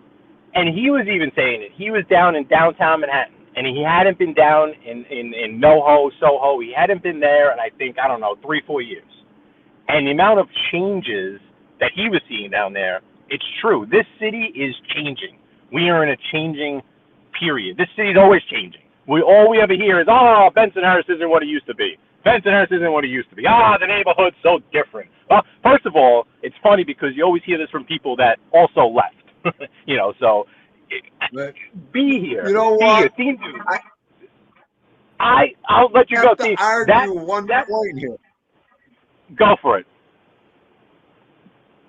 No, hang on. I got to argue one point here. The guy on the screen here is responsible for knocking Action Kid out of the box at Teen News, and he took over. Hey, the timing did coincide with Action Kid getting out of New York and going down to Miami, right? It left the space wide open for me. I was like, this is perfect. I had people from Action Kid's chat coming in. I don't know if you remember NG. We always used to come in with the eyes. NG would always come in. Yeah, no, I was trying to step right at Action Kid. As soon as Action Kid left New York City, BK Skip ran his shadow over in the car. Get out of here. No, I'm just kidding. I went right to Skip, and I've been with Skip ever since. Action Kid's done, okay? Oh, that's too funny. You remember when we talked about that a year ago or over? Absolutely, because I was noticing, because in my analytics, I was seeing that I was getting subscribers from him. And I was noticing them, and then I was noticing names in his chat, and then especially when he left New York City, there was a big void there. Like, people didn't want to see Miami. They didn't, no offense, they didn't want to see Niagara Falls. I don't know if you still subscribe to him, but he just did a cross-country trip from New York to California, and then from California back to Florida. And he recorded it all. Yeah, and then he split it up into different segments. So, when there's nothing else on, I'll put that on I find that fascinating, just the different, landscapes where he went from the desert, then he's in Texas, right. Then all of a sudden he's in Louisiana, then all of a sudden you're seeing palm trees. Fascinating. I truly think it's fascinating. But with New York City, there's so much commentary on how the neighborhoods have changed, which is it's true, but I think it's I think it's over exaggerated from people that have also left and that now live in, Jersey, or they now live in Long Island, or they now live in Arizona, or wherever. Where, that picture I sent you, Thindu, the picture I sent you, that is right in the heart of Gravesend, Brooklyn. Right in the heart of Gravesend, Brooklyn. The guy, the actor, William DeMeo, that's the mechanic that he uses. He goes there. He's there quite often. That's right there. Right in the heart, belly of the beast. You can't get more Gravesend than that. It looks it. Okay, the picture looked it. I wanted to show you more, but I didn't want to show you more. That's it. That's what we're talking about. Oh, good stuff. Good stuff. Awesome. But I'll stop. I'll save my ranting for when I decide to go live, Steve. I don't know if you want to go eat or whatever you got to do. I know you've been on a long time. Because I have another. Let's see. I have another 50 minutes. Oh, I should just leave you on my live and go start cooking. No. Hey, you can. I got this guy trying to cut me off and deciding that he could have just done it. Yeah, I don't know. But this is what I'm going to be dealing with for the next 50 minutes. People trying to race through traffic right now is what we're going to be watching right now. You're like cockroaches trying in the open space. It's unbelievable. I know.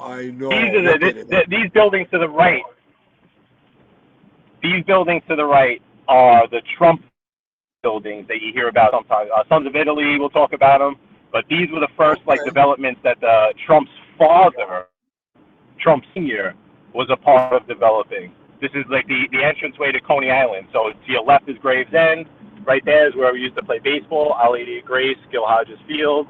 This train, that road that I was on, the mechanic is actually coming up right now. That train trestle is coming up. So you have Coney Island to the right, the Trump buildings to the right. Oh, look at this. This thing just came off. Let me do this. Right there. Those are all them. First Trump development buildings. Huh. And then that's the F train. Well, yeah. Let me do this. Way out there. Let me get my ugly face off here. Get you on full screen here.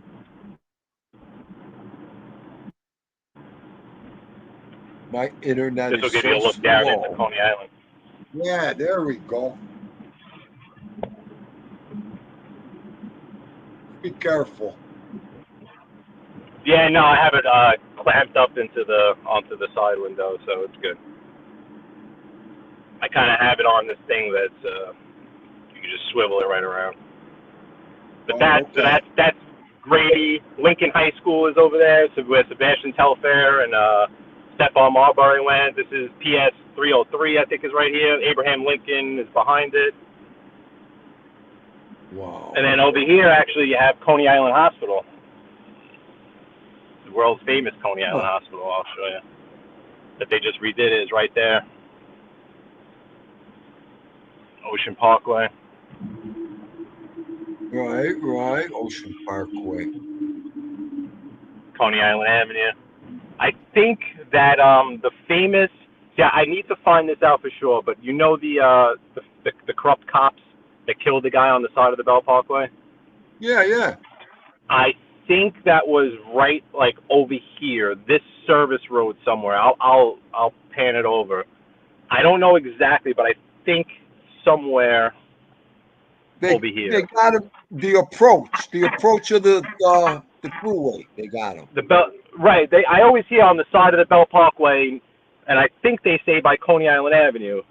I think, which would be somewhere right over here, because this is kind of like a service road to the Bell Parkway, and then there's entrances and on-offs. I think it was somewhere right over here. Yeah, Gianni Edilino. Yes.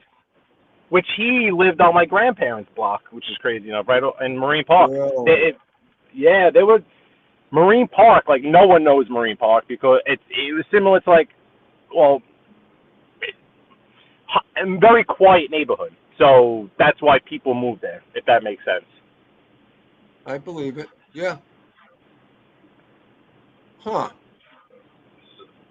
but I'm almost positive it was somewhere like on this side over here of the belt. This coming up across is, I think this is like West 12th or something. What's funny is that it's not anymore, but you see this building, the tall building to the left of this school bus? Yes. When Gene Barella was out, that's where he was living. He's not there anymore, so I'm not doxing him. But that's actually where he was living. Right. Who cares? Yeah, You're doxing him, I'm saying. No, yeah, I know.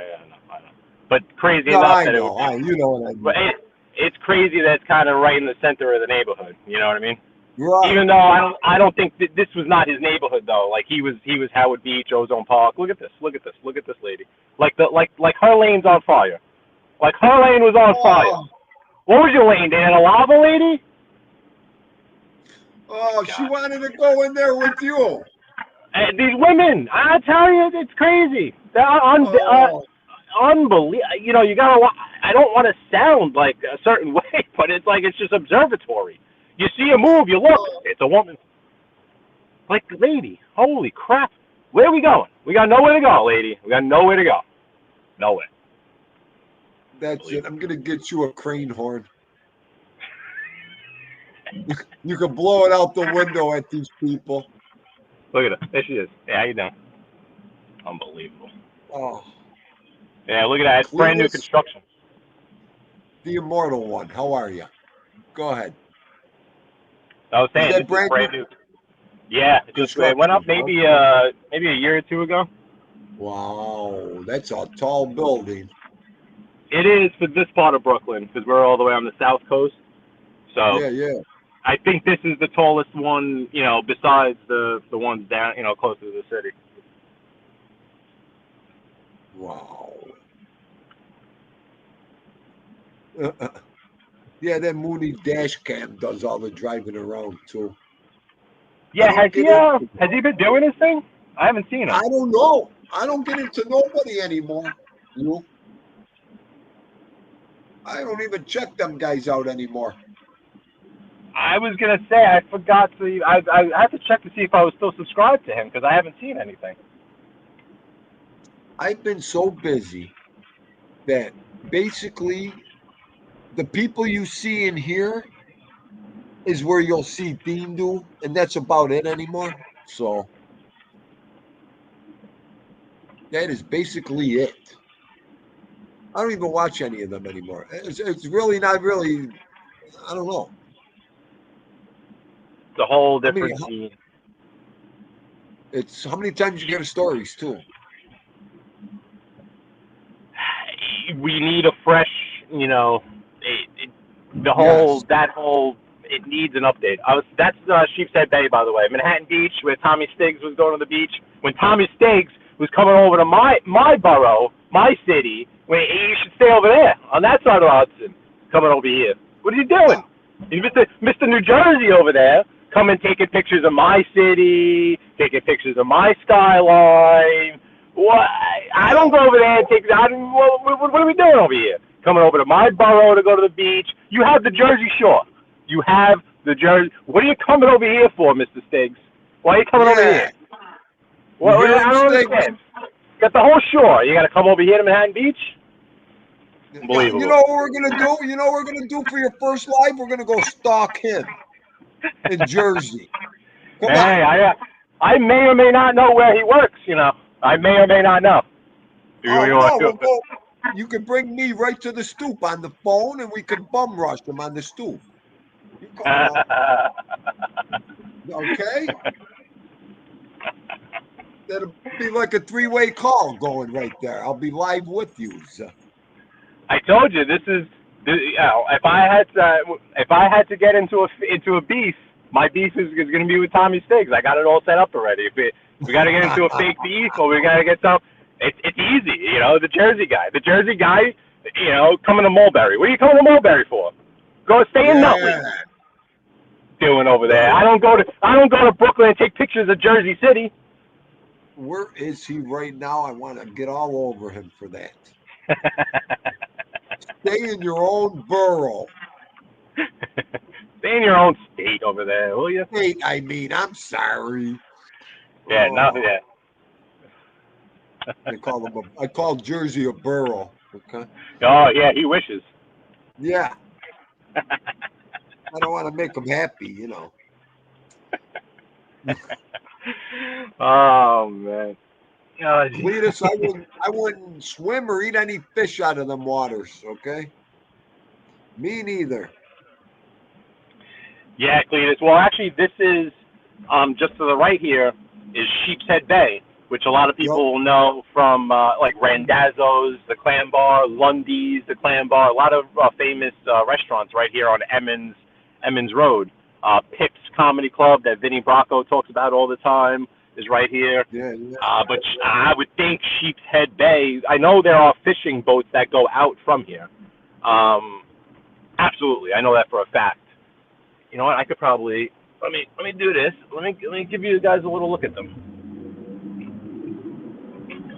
We're just sitting in traffic anyway, but there are fishing boats that go out for me. I've never been out on one. And I'm sorry, I just got to Oliver, New Jersey is a state, Oliver. I just got to. Oh, thank you, Cletus. Thank you. Cletus came right behind. Sorry, the friggin' chat's popping up late. Thank you, Cletus. So this is the neighborhood of Sheepshead Bay. I'll just pull like a U-turn here. You'll probably be able to see a couple of the boats. I don't know if I'm far enough down. Yep. But in front of us is the bay, and then on the other side of the bay you have Manhattan Beach, which is very, very high end. Let's see, where are the boats?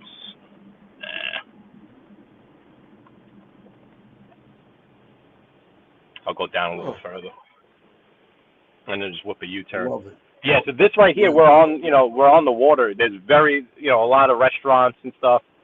This is a pretty poppin' avenue for stuff like that. And always, back in the day, it had its spots for sure. Lundy's, the building is still up. Randazzo's, I think, is still around. Those are the big ones that everyone kind of knows.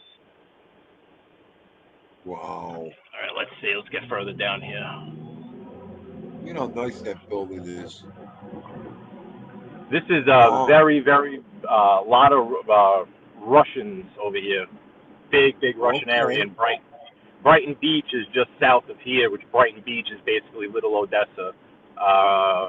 It's you don't want to mess around in there. Let me tell you something. Yeah, right. You really don't want to mess around in Brighton Beach. Wow. You just don't want to. I'd rather mess around in the hood than in Brighton Beach. Yeah, right. Wow. Yeah. They got it pretty much well packed, huh? Just hearts of steel, I guess, just that da, just. Yeah. Just ice cold, just a neighborhood full of ice cold, Right. Wow. Yeah, I'll go up one more block, and then you'll see when I whip around that you'll see the on the left-hand side. Our left-hand side is where the water is. Oh, and Rollin' Roaster. We're about to pass Rollin' Roaster on the right-hand side. Real famous roast beef spot with this yellow awning on the right-hand side. Rollin' Roaster. Look at that, y'all. Right there. Rollin' Roast. The beef and cheese. All Good right, too, huh? Let's see. Yep, here are the boats. All right.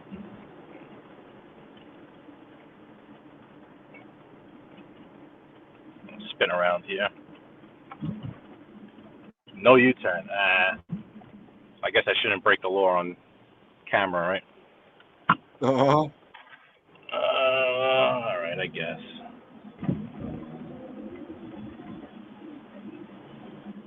Coming up onto where Randazzo's was. You can't make any U-turns over here? Come on. It's a little ridiculous.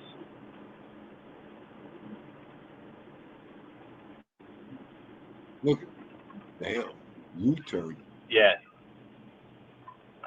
You know what? It's going to happen at the next one.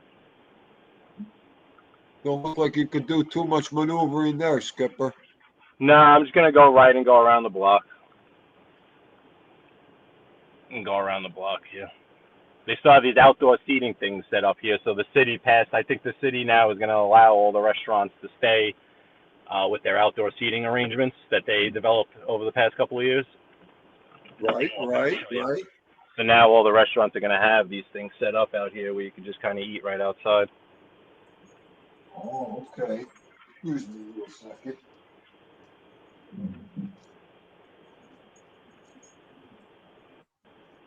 Cletus, you're right about that, Cletus. They do not. Oh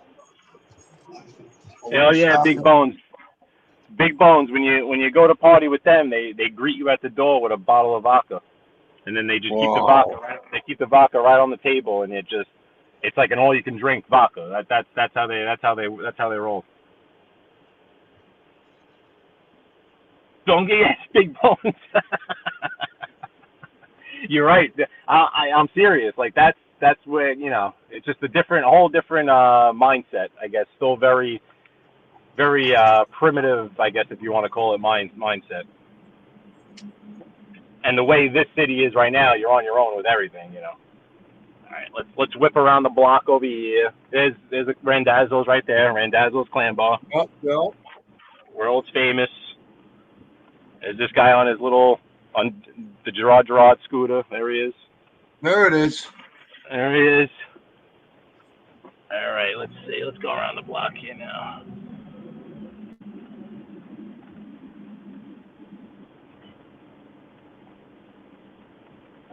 All right, this guy's not double parked.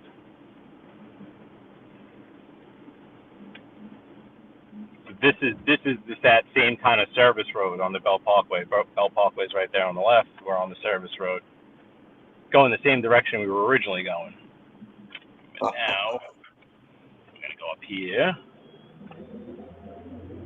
Could have made this light. All right, Bedford Avenue. So once I make this right and go down to the water, then you'll see right there, and then we'll get back on the belt. Right. Well. Right. Don't get 3 sheets to the wind. Yeah, Brighton Beach is fascinating. I was down there once, I think, for one of my lives, and yeah, it's its own little, and it's truly a little peninsula, like sticking off of Brooklyn. So it really is. It's like its own little world over there.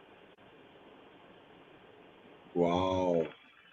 Sheepshead Bay is a very nice neighborhood, though. Sheepshead, this whole part of Brooklyn has stayed, let's just say nice. Let's call it nice. Like an example that a neighborhood that has not is Canarsie. Like you hear all the stories about Canarsie, Flatlands Avenue, the Gemini Lounge, all the Canarsie guys.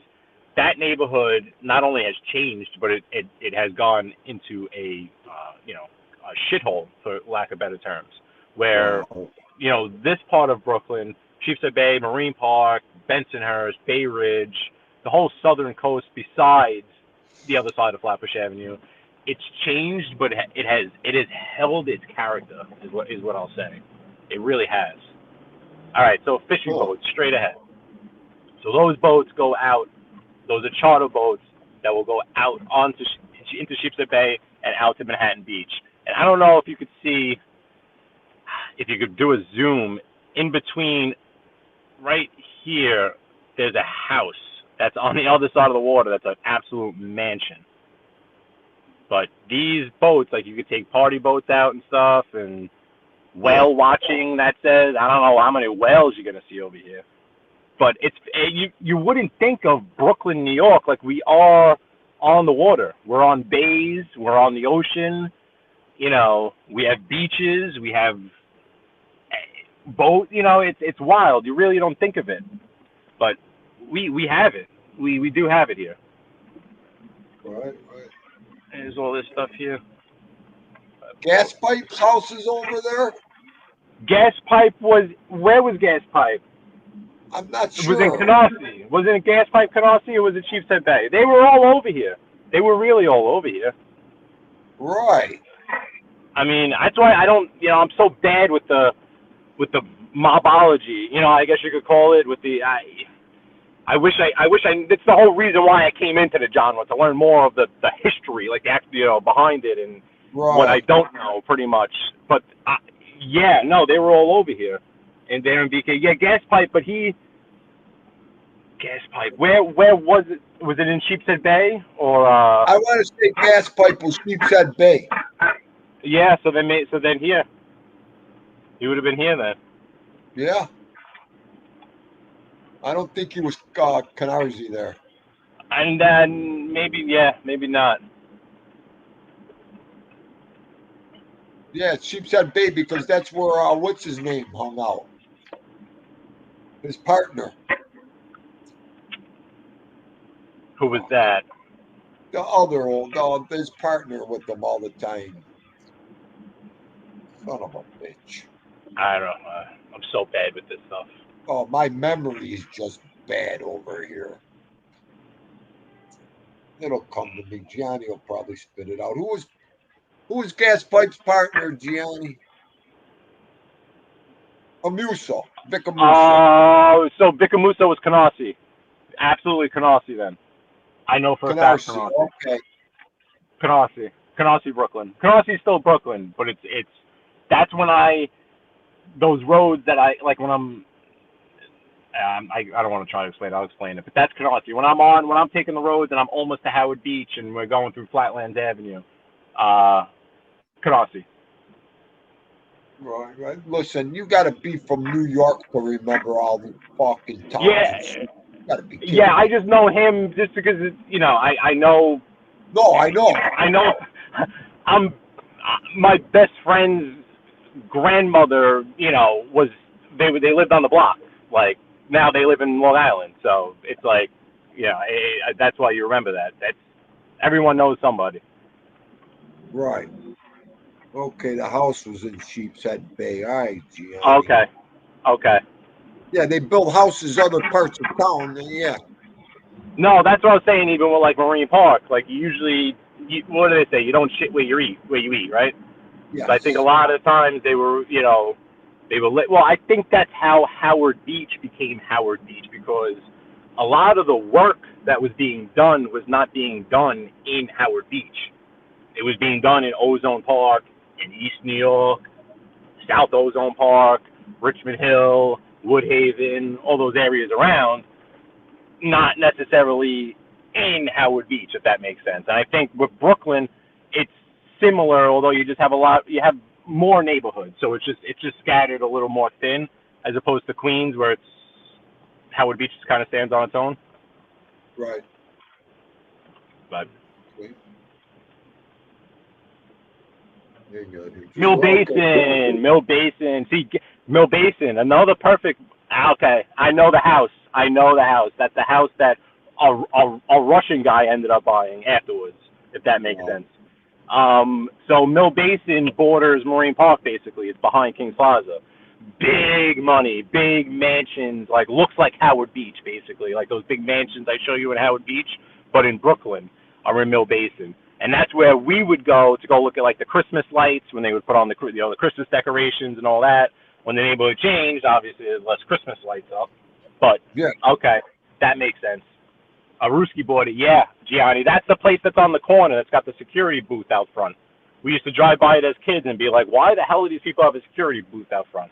Well, makes sense.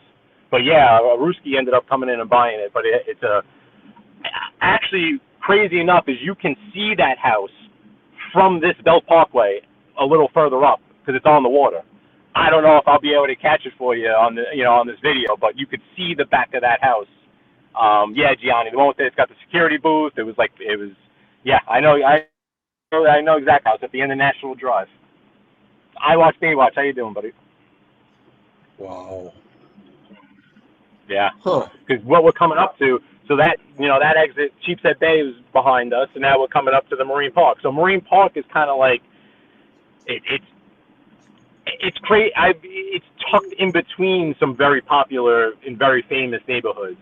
So I was talking to a guy the other night that was born and raised in Sunset Park, another part of Brooklyn, and he had no clue where Marine Park was. He never heard of it. He was from Brooklyn. So it's kind of like that type of neighborhood. It's weird. Wow. Huh. Let's see. Just looking here at this chart. Let me give you a couple more visuals as we go over the bridge. Yeah. That's the bridge to Rockaway Beach. The Ramones, Rockaway Beach, Rockaway Beach. That's Rockaway Beach, and that's the bridge down to it.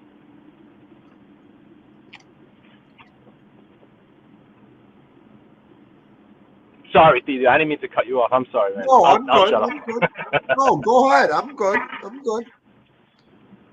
So you can see, talking about boats, there's a whole marina. That's the marina that's off Flatbush Avenue. So if anyone knows the area, if you're going south on Flatbush Avenue and, before you hit the bridge, it's a whole boat marina out there. Huh. Look at that. And then that's the bridge. This guardrail is right in the worst spot. I'm sorry. Let's see. Once we get over here, you'll be able to see it a little better.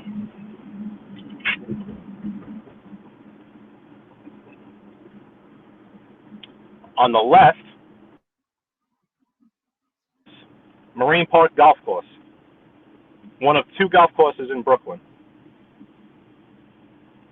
You can normally see the skyline in the distance. It's too cloudy, but you have a nice view of the skyline off that golf course right there. Marine Park Golf Course. Nice. That bridge, they renamed it the Gil Hodges Memorial Bridge. I guess Gil Hodges was from the neighborhood. Oh, really? I think Gil Hodges, Joe Torre, I think was also from the neighborhood. Okay. Don Miko, how you doing? Miko Motley, what are you doing? Mantuk, welcome in.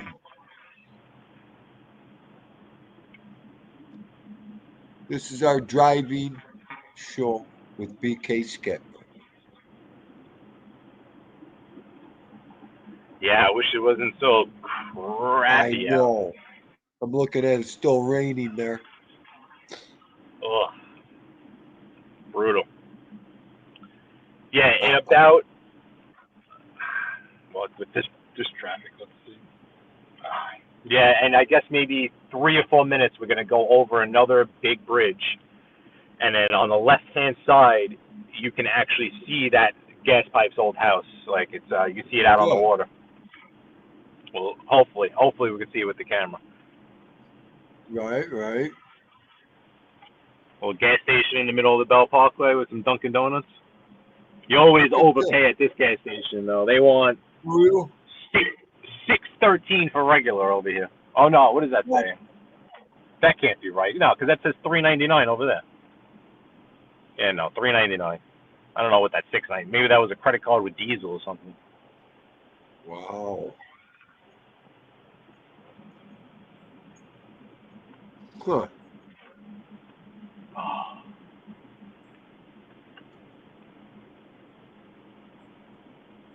Diesel. Joe Delamora. Yeah, Joe Dell is in the building.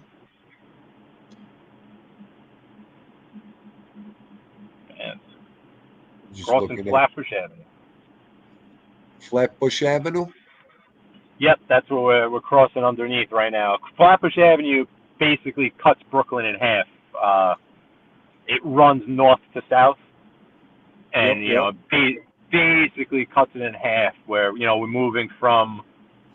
we're traveling east, so we're moving from the west side of Brooklyn and basically crossing over onto the east side, closer to Queens, which Howard Beach is the beginning of Queens, if that makes sense.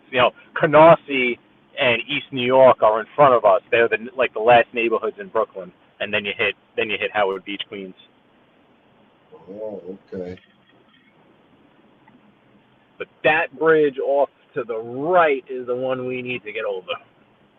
And then from up there, we can look down and we can see if we can see the house. Yeah.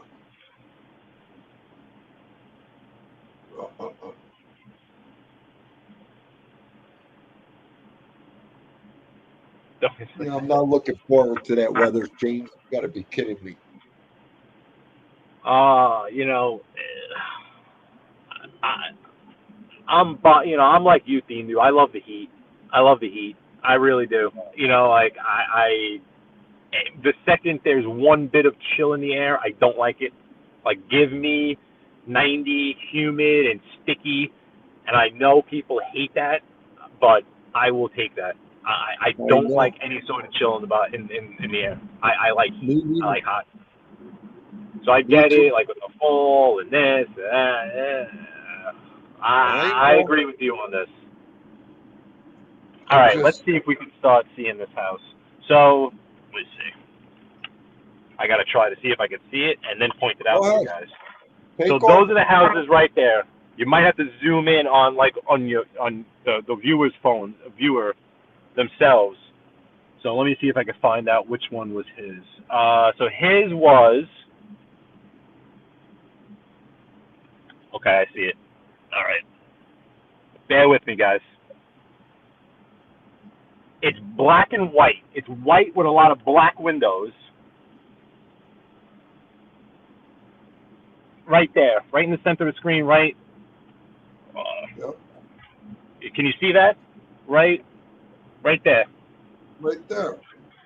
Right there. That big one with the black windows, the white with the black windows, kind of looks like it's on a dock. Wow. Yeah, that's it. Damn, that was big. Yeah, it's huge. It's huge. Right there. Holy. Right on that edge. Now from there, you should be able to see the skyline, because the skyline's right there, but it's so cloudy that you can't see it. So from that house, like he was on the water, and then he also had a view of the skyline out that way. But that white one on that corner, that catty cornered right there with the that's it. Right there. Yep. Wow. But, yeah, that was it. I wonder what that sucker's worth. I'd say probably 11 million, 12 million. Oh my God.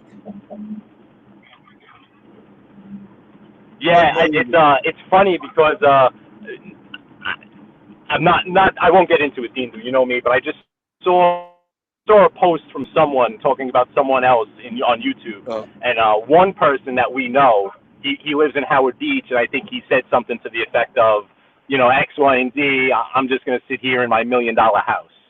And the people, like in the comments, and the person he was talking to were like, "Oh, bullshit! You don't have $1 million house, blah blah blah."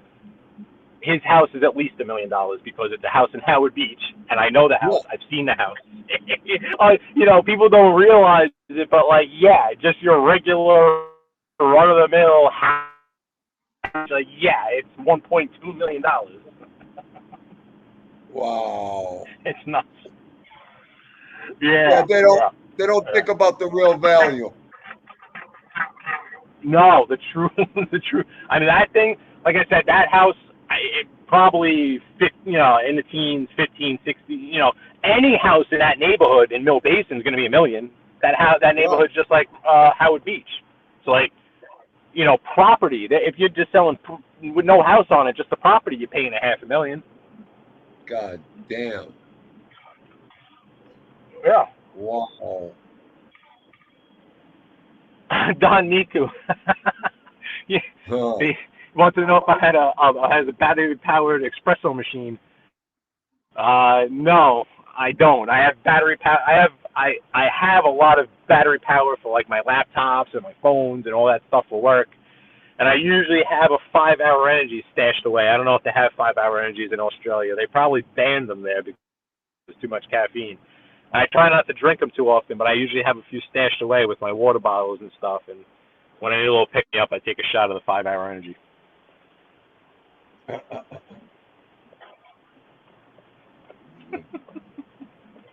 The 5-hour energy. Yeah, I try not to drink them too often, but every once in a while you need a little extra. Yeah, right.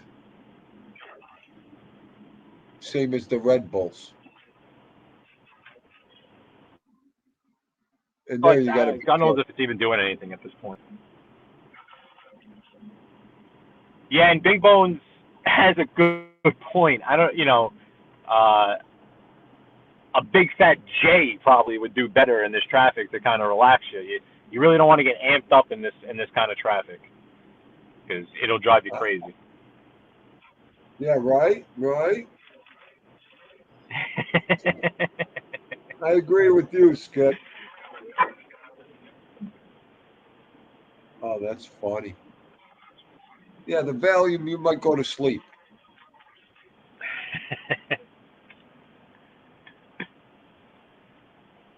Yeah, this traffic's brutal. What is this telling me? It's telling me I have to go 5.7 miles, and it's going to take me 22 minutes.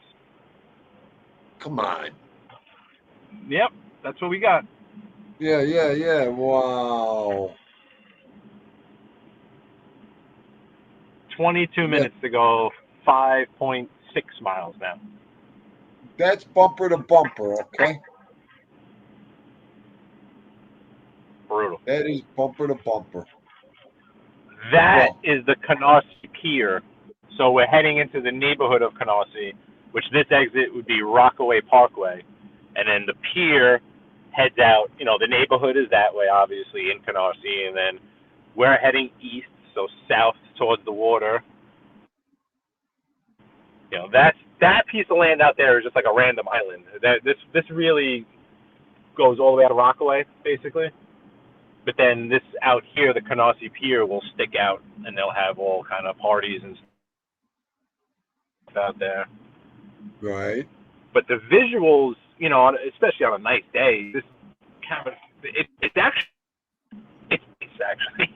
it's crazy to say, especially the Parkway. I mean, you're on the water. It's nice. It's actually very nice. They do horseback riding over here too, so you'll see the horses kind of riding, and you don't think you're in Brooklyn for a little bit. The shoulder, like it's their job, that's just that's what we do. Unbelievable.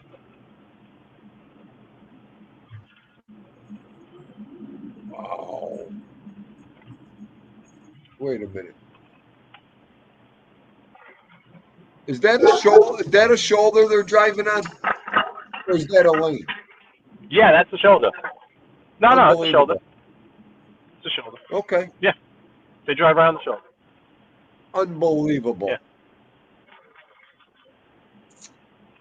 I'm surprised there's not more doing it. Usually by now there should be a whole another lane there. Are you kidding me? Oh, all the time. All the time. I'm actually surprised that there's not more doing it. Yeah. Usually it's just a constant flow of traffic on your right hand side here. Man, they got you doing that here, man. Oh boy, are you in trouble? Yeah, it's I don't know. I'm with my luck. Like I'm afraid to do it because it's like I'll get the pinch. It's unbelievable, you know what I mean? But it's crazy. I don't know. It's a difference. It's a lot has changed over that. Back to I really want to have this discussion. Like I'll do it on my show or whatever. But like there's so much talk about how New York City has changed over the years. What has happened in the past 3 years is causing another one of those big changes to a lot of the things that happen in the city. A lot of the unwritten rules of the city. Just the way garbage is picked up, the way people police, the way people drive, the way people act, the way people work, everything. It's a real big pivotal point to the city where it's getting back to that like anything goes type of scenario, which I grew up in a city I remember Rudy Giuliani as mayor, who clamped down on everything, and then you had 9/11 come around. So that, late 90s, where everything was kind of changing. The streets were changing, the way the police were acting was changing. Late 90s, then September 11th happened on 2001. After September 11th, New York City became the safest spot on the world. Yeah. It was known as the safest big city that was out there. Like, you were safe in New York City. You couldn't, from 2002 to 2006, call it, you couldn't breathe or sneeze the wrong way in New York City without a cop on you. So it reverted away from that, Bronx is burning in the 70s. How about this one? Wait, let me interrupt you real fast. How about this one? You couldn't pull a fucking camera or video recorder out either. No. Right? Oh, here come our boys. Speak of the Auxiliary. Auxiliary, not doing anything. I would go down there for vacation. That's all they would do is yell at me for my video camera and my fucking camera. Look at that guy following the cop. You know what? Yeah. It's funny you say that, Dean, dude, because the whole thing, even with the live streaming, even when I first started this with the YouTube, I even first was apprehensive to even show the airport. When me and you, when I would show you, we would go into JFK Airport and I would show you the backside of the airport. Yeah. I felt a little uneasy because you're right, Dean, dude. After September 11th, holy crap! You didn't want to take any wrong picture about nothing. You didn't know because that was a big thing. No surveillance, especially at airports, on planes, and the subways. Yes. What's funny? I have a video of the cab driver asking me to turn my video camera off in the tunnel. Wow. Yeah. So even that. Yeah. The tunnel. I have evidence. It was 2004 too, when this video was made. I was on my way to a Yankee game, and you could hear the guy going, "Can you please shut that off for security reasons?" Yup. Yeah. That's so. And you're talking 3 years. You're right. Yeah, no, but you are 100% right. That was, it was before the phones became what they were. It was before social media became what it was. But it was more for actual cameras and Polaroids and stuff like that. I was on a camera, Skipper. I wasn't even on a phone. Okay. Yeah, no, absolutely. But you're 100% right. The tunnels, the bridges, me going over the Verrazano Bridge, even doing what I did today, I wouldn't have done that 15 years ago. You're right about that. That's right.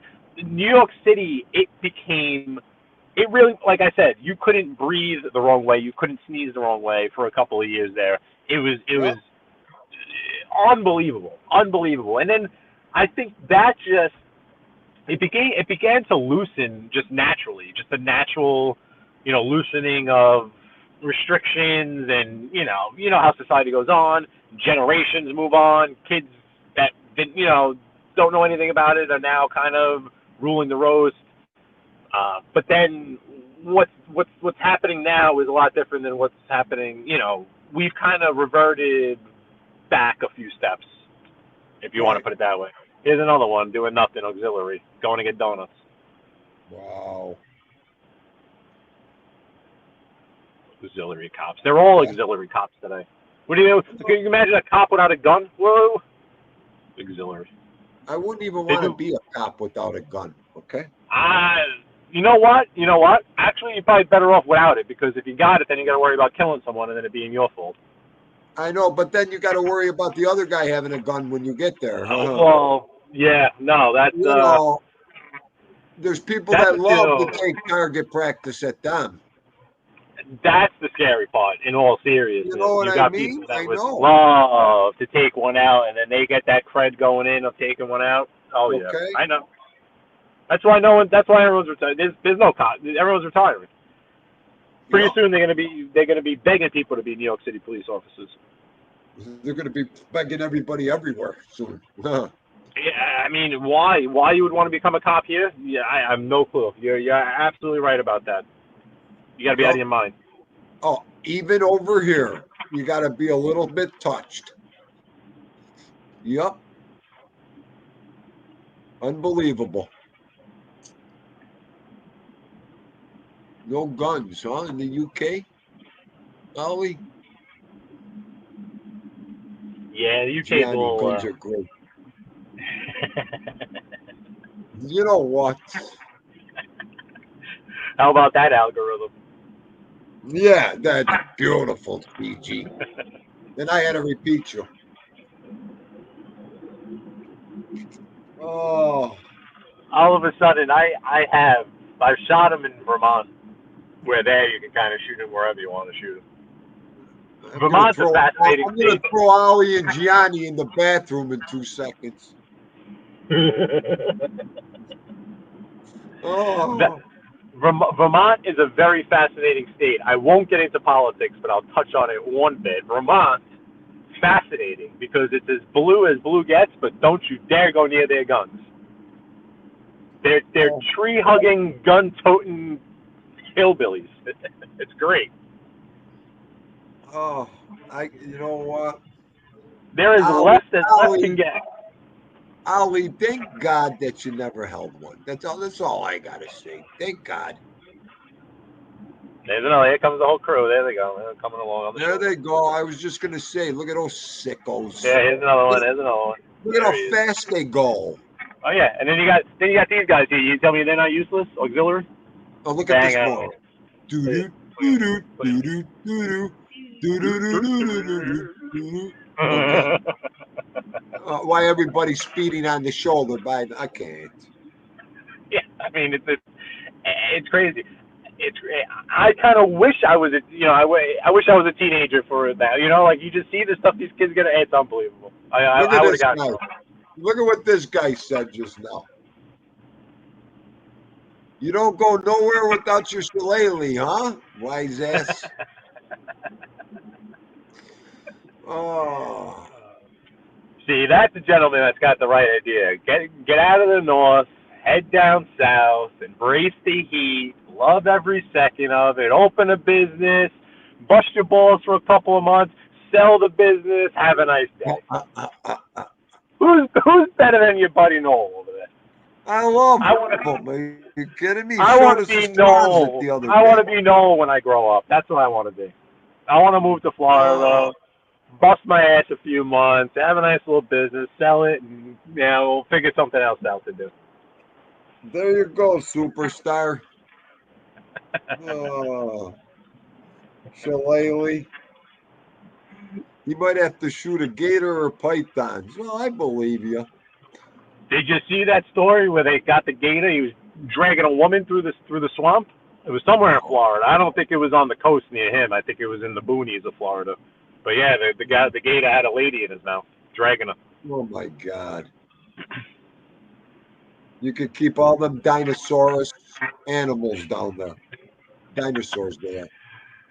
Yeah, I heard Carlos talking about it one day. There's differences. There's difference between the alligator and the crocodile, and one very dangerous, not so dangerous, and forget it. I don't know. Yeah, I bet, Muttley. I bet you that fucking snub nose is packed. I'm gonna start calling you snub nose Muttley.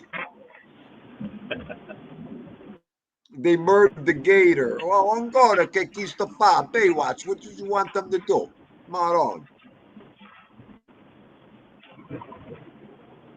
I mean, you got to murder to save a life, especially with an animal.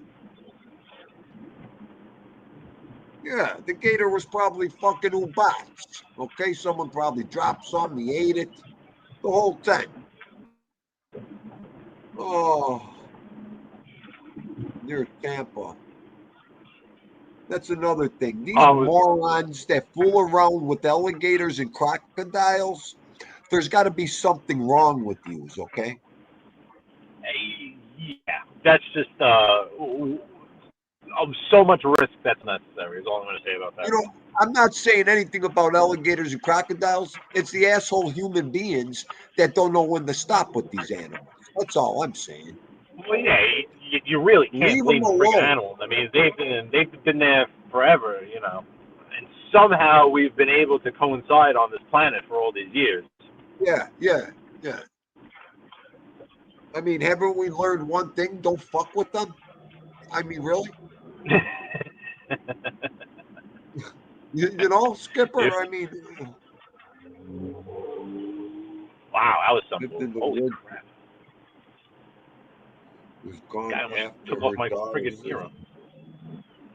She was just mad and ended up with the gator later somehow. Damn. I just seen Don Miku. He said I wasn't following closely enough. I saw before he was saying I was giving too much room to allow people to get in. He's really got the New York mentality. Let me tell you something, Don Miku, because that's how New Yorkers think when they drive. It's like, you're not getting in front of me. I'll kill you before you get in front of me. It's only gonna shave off 0.8 seconds of my life, but I'll still kill you over those 0.8 seconds. Well, so Muttley's one of them race car drivers too. He's an animal, Muttley. Ah, I see. So speaking of that, I want to, not with the work car, but I'm thinking about, I want to try something. Tell me if you think this might be a good idea. With my, more like with my girlfriend's car, so that it would kind of like, you could see like the gauge cluster and stuff, and she's kind of got like a fast car that sounds cool, I guess you could say. But I want to set up like multiple cameras and have one down on the gauge clusters, like to show you how fast I'm going, and then one out and then to the front, and then one looking out back, and then me doing that like on open road. Not being an asshole. I'm not advocating for being a reckless driver, but like, not in traffic, like, getting on it, kind of will give you a little action on the road. So I want to try to do that. That's you know what? As long as you're doing it good. Look at that truck. I just seen that. Did you see that blue truck race up and not look? He just says now, no one's gonna let this car in. Watch this. Here's your social experiment right there. Look, see? Look how hard it is this car to get over. Sorry to cut you off, Dean, dude, but that's just the point. Look, now I like cars so mad now, getting all around. Like, just because he got looked, he's just so mad because that car moved and got in front of him. Like, it's unbelievable. So sorry, Dean. Don't worry about it. That's more fun. He's still trying to get in over there. That's the other thing too. People like have to get to the left lane. Meanwhile, they're not looking to pass. Like, they just feel comfortable in the left lane. And it's like, you don't belong in the left lane. You're racing over to get to the left lane. You should never be in the left lane. What are you doing? Right. Oh, Ollie, it's okay. I think MRE went 5 hours today. We'll just keep going for a second here. I got a little longer. We're having a marathon day today. I was actually going to say that when he came on, I was about to say, MRE, aren't you sick of talking? I was just listening to him for 4 hours. Yep. I'm glad he came on my show, because when he came that was awesome. Right. Yeah, that was cool. It was great. I tell you, I didn't want to come on. That's why, because I didn't even want to disrupt it, not one bit, because it was a really good conversation. It had a really good flow. It had a very good flow to it. Right. No, it's all good, bro. You're always invited, man. Look, even if you come up here and listen, who cares? Yeah. No. Yeah. For sure. Yeah, I don't care. Especially when we're behind avatars. I'd rather have you driving the car and us talking. That's fun. Yeah, no, it's serious. It would have been fun. Could you imagine now if me and MRE were talking and you're cruising? It was like the three of us would be in the car talking to each other. Absolutely. No, that's even what I was thinking. I kind of just wanted to give you. So this is Mateo's, by the way, which I won't even say. Someone on YouTube mentions quite often, and he's a rat. So you can imagine what he mentions about it. But Mateo's restaurant, family-style restaurant.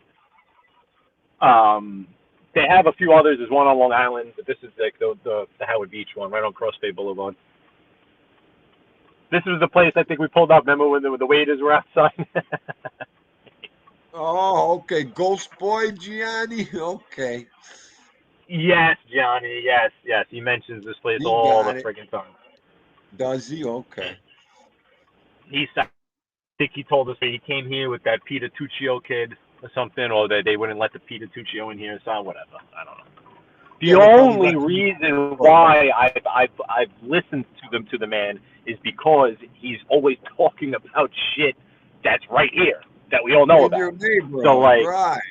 It's like you gotta hear like, well, what is this guy gonna say? Like, I've learned a few things, to be quite honest with you, that I didn't know. That like I'm like, oh, okay, I kind of thought so, but it's unbelievable. It really is unbelievable, the shit that he gets.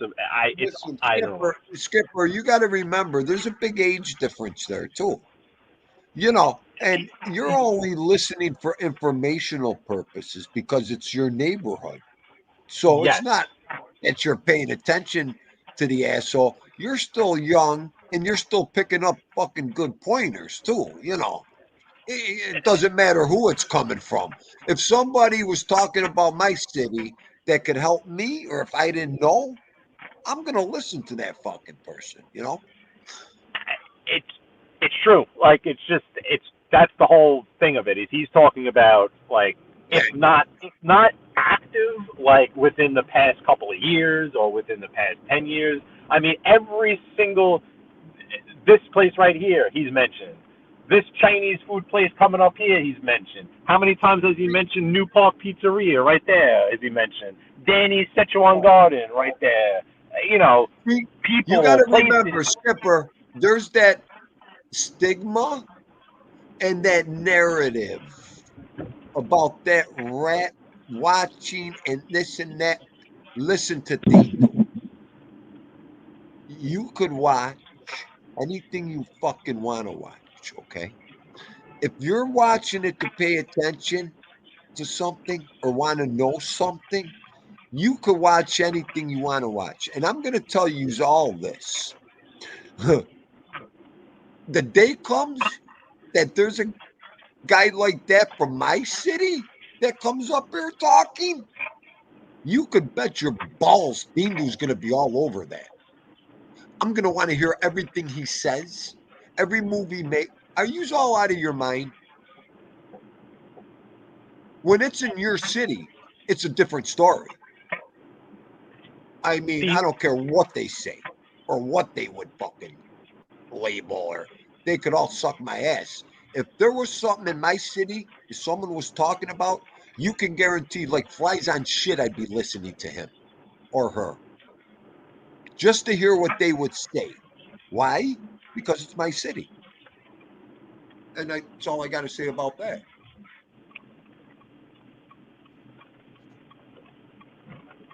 I think I've said it. I agree with you, and that's exactly where I was going with that. It's that like it's almost for me for a 36-year-old kid that's living in Howard Beach right now. That's been between Marine Park, Brooklyn, all these. How can I not like? It's like, what is this guy gonna say? I mean, it's like right. It's no. I think you put it perfectly. I'll leave it right at that. Right. It's like not any sort of support or fandom or none of that. Not to mention that. So what got me into this originally?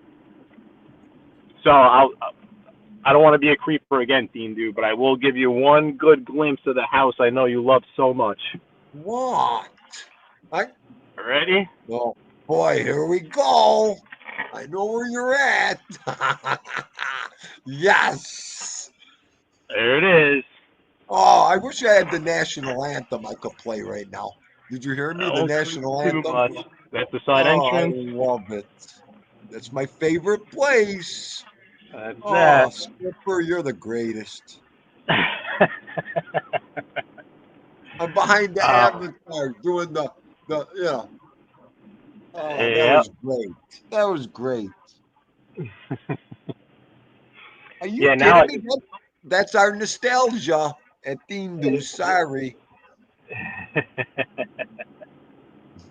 It'd be the same thing if we were in Philadelphia and Assassino was bringing me up 9th Street or Catherine Street. Sorry. Okay, I'll end it there. You want to go? You want to go see? You want to go see Muggsy Siegel's house? I'm just kidding. Skipper, you could probably bring us. Skipper could bring us to half exactly of where he lives. Oh, I can't. I know exactly. Muggsy lives 2 blocks away from me. Oh, you guys are fucking hilarious. I love you guys. 2 blocks. 2 blocks. 2 blocks. I know exactly where. He knows. I basically told him too. Like I'm sure he can figure it out because. Right. Yeah, Ali, same thing. Told him I'm literally behind him. Like it's so funny. Oh, you're hilarious. That is funny. I love Muggsy's funny. Oh. Yeah, Muggsy. But that's if he, for example, wants to say, I'm sitting in my $1 million house, he's probably undercutting his value of his house. Because right. That right there is $1 million house. That right there. That's $1 million. Right.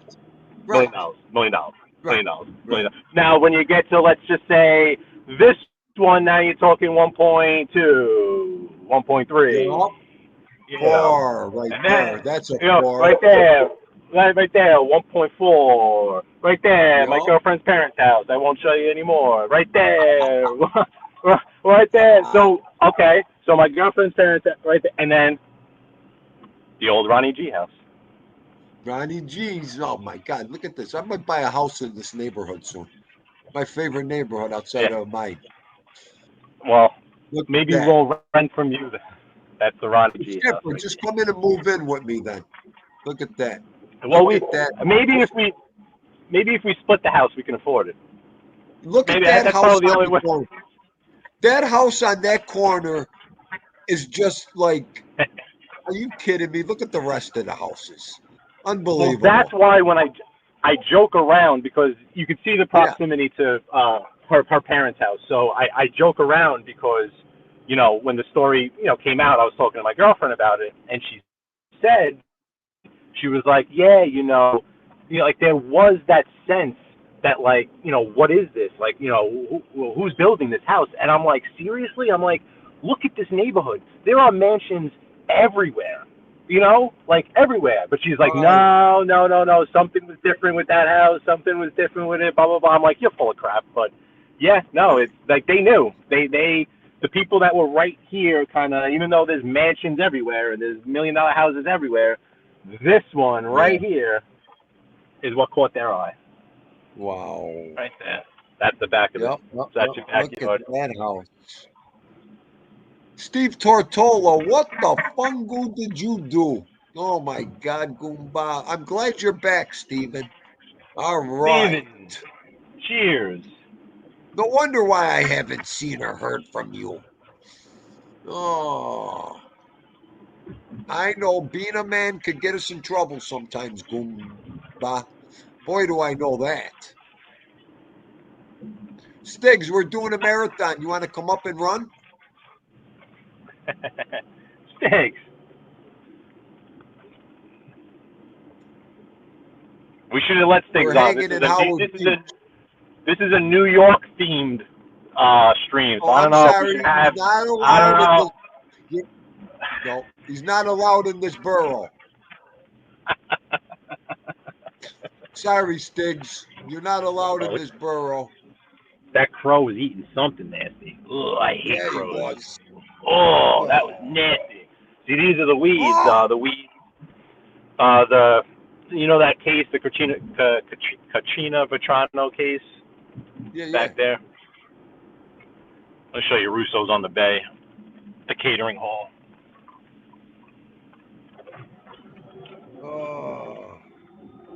This is Howard Beach. To me, Howard Beach is a bit boring. I mean, I'm not gonna lie. There's not much. It really is in terms of like a New York City neighborhood. Besides its nostalgia and its like history and all that, is really like you have one avenue and it's not really too exciting, to be honest. Would you call it like a suburbs or no? So no, you can't call it the suburbs. But okay. In a sense, all right, lady, you want to move over? We all know your car's getting towed, but you gonna get on there with the car tow truck, lady? Move over. Oh my God. Yeah, I don't need your help, buddy. Thank you. Appreciate it. Just need you to move. No, Theme Dude, you can't say this is the suburbs because you are in New York City. You're in Queens. You're in the borough. It's not a suburb because there's parts of Long Island that are even more city-ish. It just has that feel. So here's Russo's on the Bay. The very, very, very famous, wedding venue, Sweet 16s. I'd say bat mitzvahs, but not really. There's a Rolls Royce right in front. Senior. This is the spot. Rolls Royce and a Maybach right in front. That's Russo's on the Bay. That's that's where everyone gets married, so to speak. That's where everyone has their Sweet 16 and Everyone that could afford it, put it that way. Right. And this is the famous Brothers Plaza. The famous, the Brothers Italian food in there.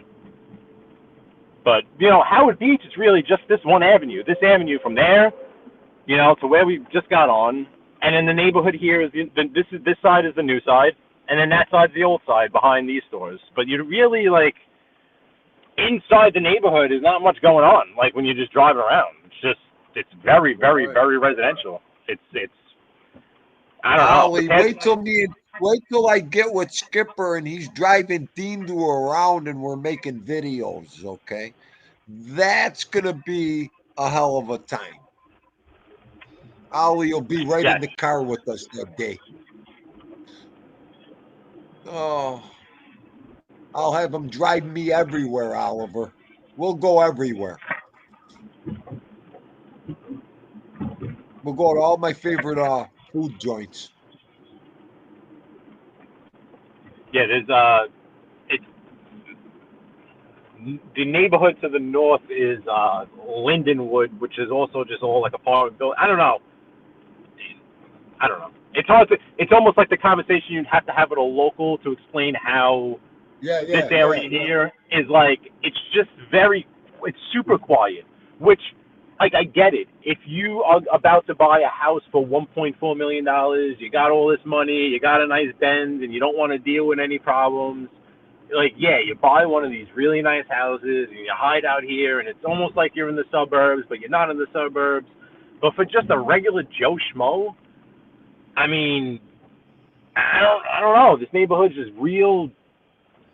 I don't know. I don't know how to.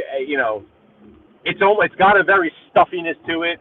Like if you hear, like the people here walk around with their chin up and. And they should. They live in one of the most desirable neighborhoods in New York City. But you feel that. You kind of feel it. And if you're driving around in like a little rinky-dink little work car, you'll get looks like, oh, what is this guy doing over here? What, he don't live over here. What's he doing? Type of deal. So it's weird where in Brooklyn you can blend in. Everyone blends in. You could, there's so much going on. There's so much action. Cars this way, cars that way. Stores here, stores there. It's different. We here, you stand out, I guess is the way to put it. It's different. It's got a whole different to it. It's but in terms of houses and nice and look, it's 5 o'clock in the afternoon. I'm driving around here. There's no traffic. There's no one on the road. There's no stress. You can willy-nilly drive around here as opposed to, if you're in most parts of Brooklyn and Queens at this time, you're stressful driving. It's stressful from the, to the point that you get into your house. It's stressful. Where here, as soon as you're off the highway, you're in this. And, you're dilly-dallying around, people here, people there. Right. I don't know. Right. Each their own. Hey, that's it, kiddo. You make it for what it's worth with you. For me, I'm just riding the wave. I'm just riding the wave for now until we decide. I mean, we're most likely going to buy something. My girlfriend has an opportunity basically to for all intents and purposes, to buy her grandmother's house. Her grandmother's house she just put on the market. She put it on the market for $800,000. And the grandmother's all kind of like, well, surprised, why aren't you, why aren't you, and, my girlfriend's like, you paid $27,000 for this house. I'm your granddaughter. I'm not giving you $800,000 for this piece of crap, and it's true. I get it. Go ahead, guys. Since you're just gonna go anyway, you might as well just go. Go ahead. You might as well. You might as well. You're a move. So I want to show you. I think I mentioned it last time that the cheapest house for sale in Howard Beach right now. I think they're asking. I think it's $769, and this is it right here. So if you want the cheapest house in Howard Beach, I'll take that one right there. The brick house. That's it right there. Yeah, no, not that one, Dave. Not that one. That one. That's a nice house. It's nice, but it's one floor. Oh. And I think it's 769 they want for it. Right here, right on the avenue. So it's 7 and change, a little over 750. It's the cheapest house on the market right now in the neighborhood. Right there, that's it. Oh, that would make a beautiful themed clubhouse. Oh my God! Right there, right on the avenue. Imagine that getaway, Gianni. You couldn't see me there. Now let me show you. Now I'll show you another house. So now this house I'll show you is a friend of the family who an old lady was living there. The old lady passed away like a year ago. So it was going through some inheritance type situations, blah, blah, blah, blah, blah. Now finally the daughter has control of the house and she's now ready to sell it. So she's been in communication with my girlfriend, basically letting her know. And like I said the same thing to my girl with her grandmother's house. I'm like, if they're not offering you any sort of like deal or discount, then we're not doing anything besides like we're just overpaying for a New York City house like everyone else. Like unless they're offering you like a deal, like you know, especially what you put it on. If you're gonna put it on the market at a number, you're gonna start high. So you can't just come in as the buyer and be like, all right, yeah, I'll take it. Like you got to be out of your mind. So this house, I'll show you.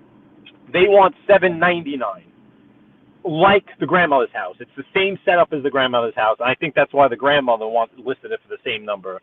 But when you see this for $800,000, you're going to be like, you're out of your mind, Mike. It's a block up. I'll show you. But wow. No driveway.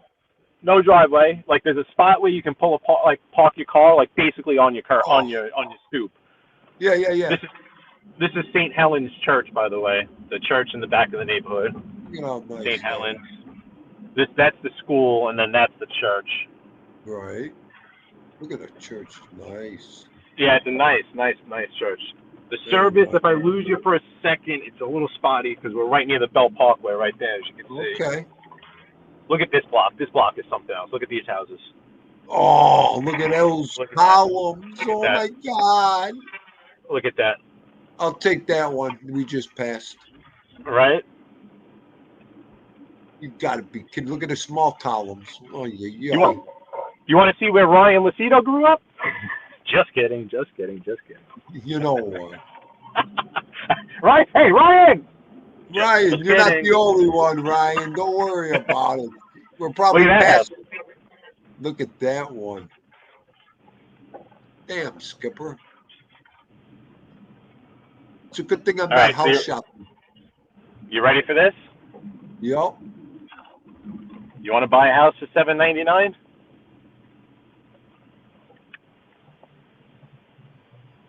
I knew it. Wow. So that's like technically like your driveway right there, but that's it right there. Right. Damn. I don't want to be too much of a because that's not officially for sale yet, but you know. And then right here you have the Bell Parkway, so you have a lot of noise here for a quiet neighborhood because you see right in front of us is the Bell Parkway. Right. So you can hear the belt. And look at this house they put. You could see this house off the Bell Parkway. If you're on the Bell Parkway, you could see this house right here off it. That's a nice house. The belt. Yep, the belt right there. I love the glass porch. Yeah. Oh, yeah. That was awesome. They just built that thing. That is awesome. Dindu would be sleeping out there. But so that's the current real estate market in Howard Beach right now.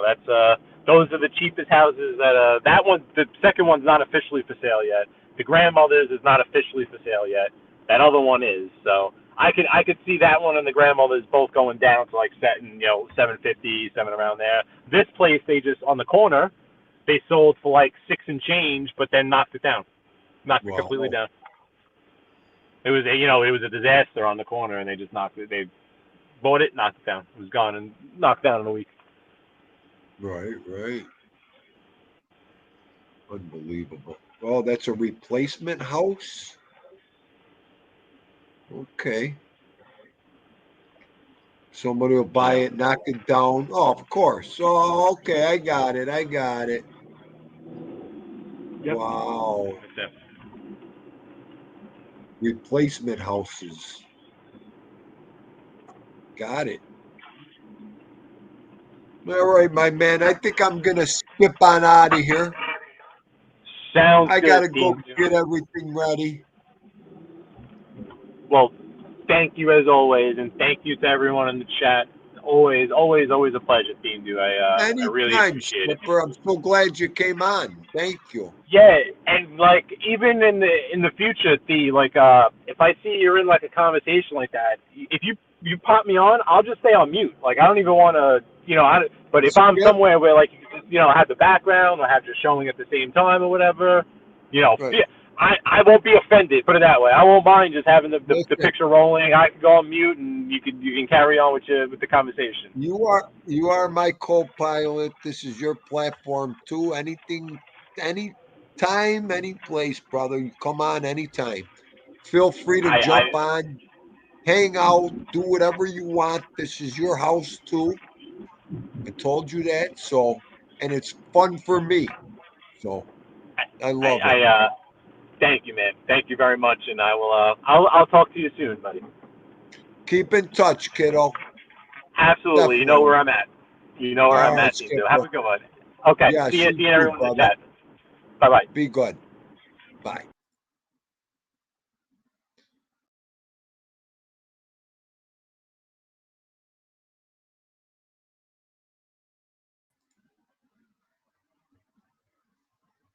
I'm going to remove myself again because of this great internet I have. I wanted to do this instead. I've had him here the whole time. My love. He's like, Papa, as long as you're petting me and talking and petting my ass over here, he loves it. I hope everybody enjoyed this in 3 hours. I love it. What do I want to say? Entertainment personified. I hope you guys all enjoyed. We even got Muttley laid in here today. That was great. It was a good YouTube day. Vito crashed out. There he is. That's it.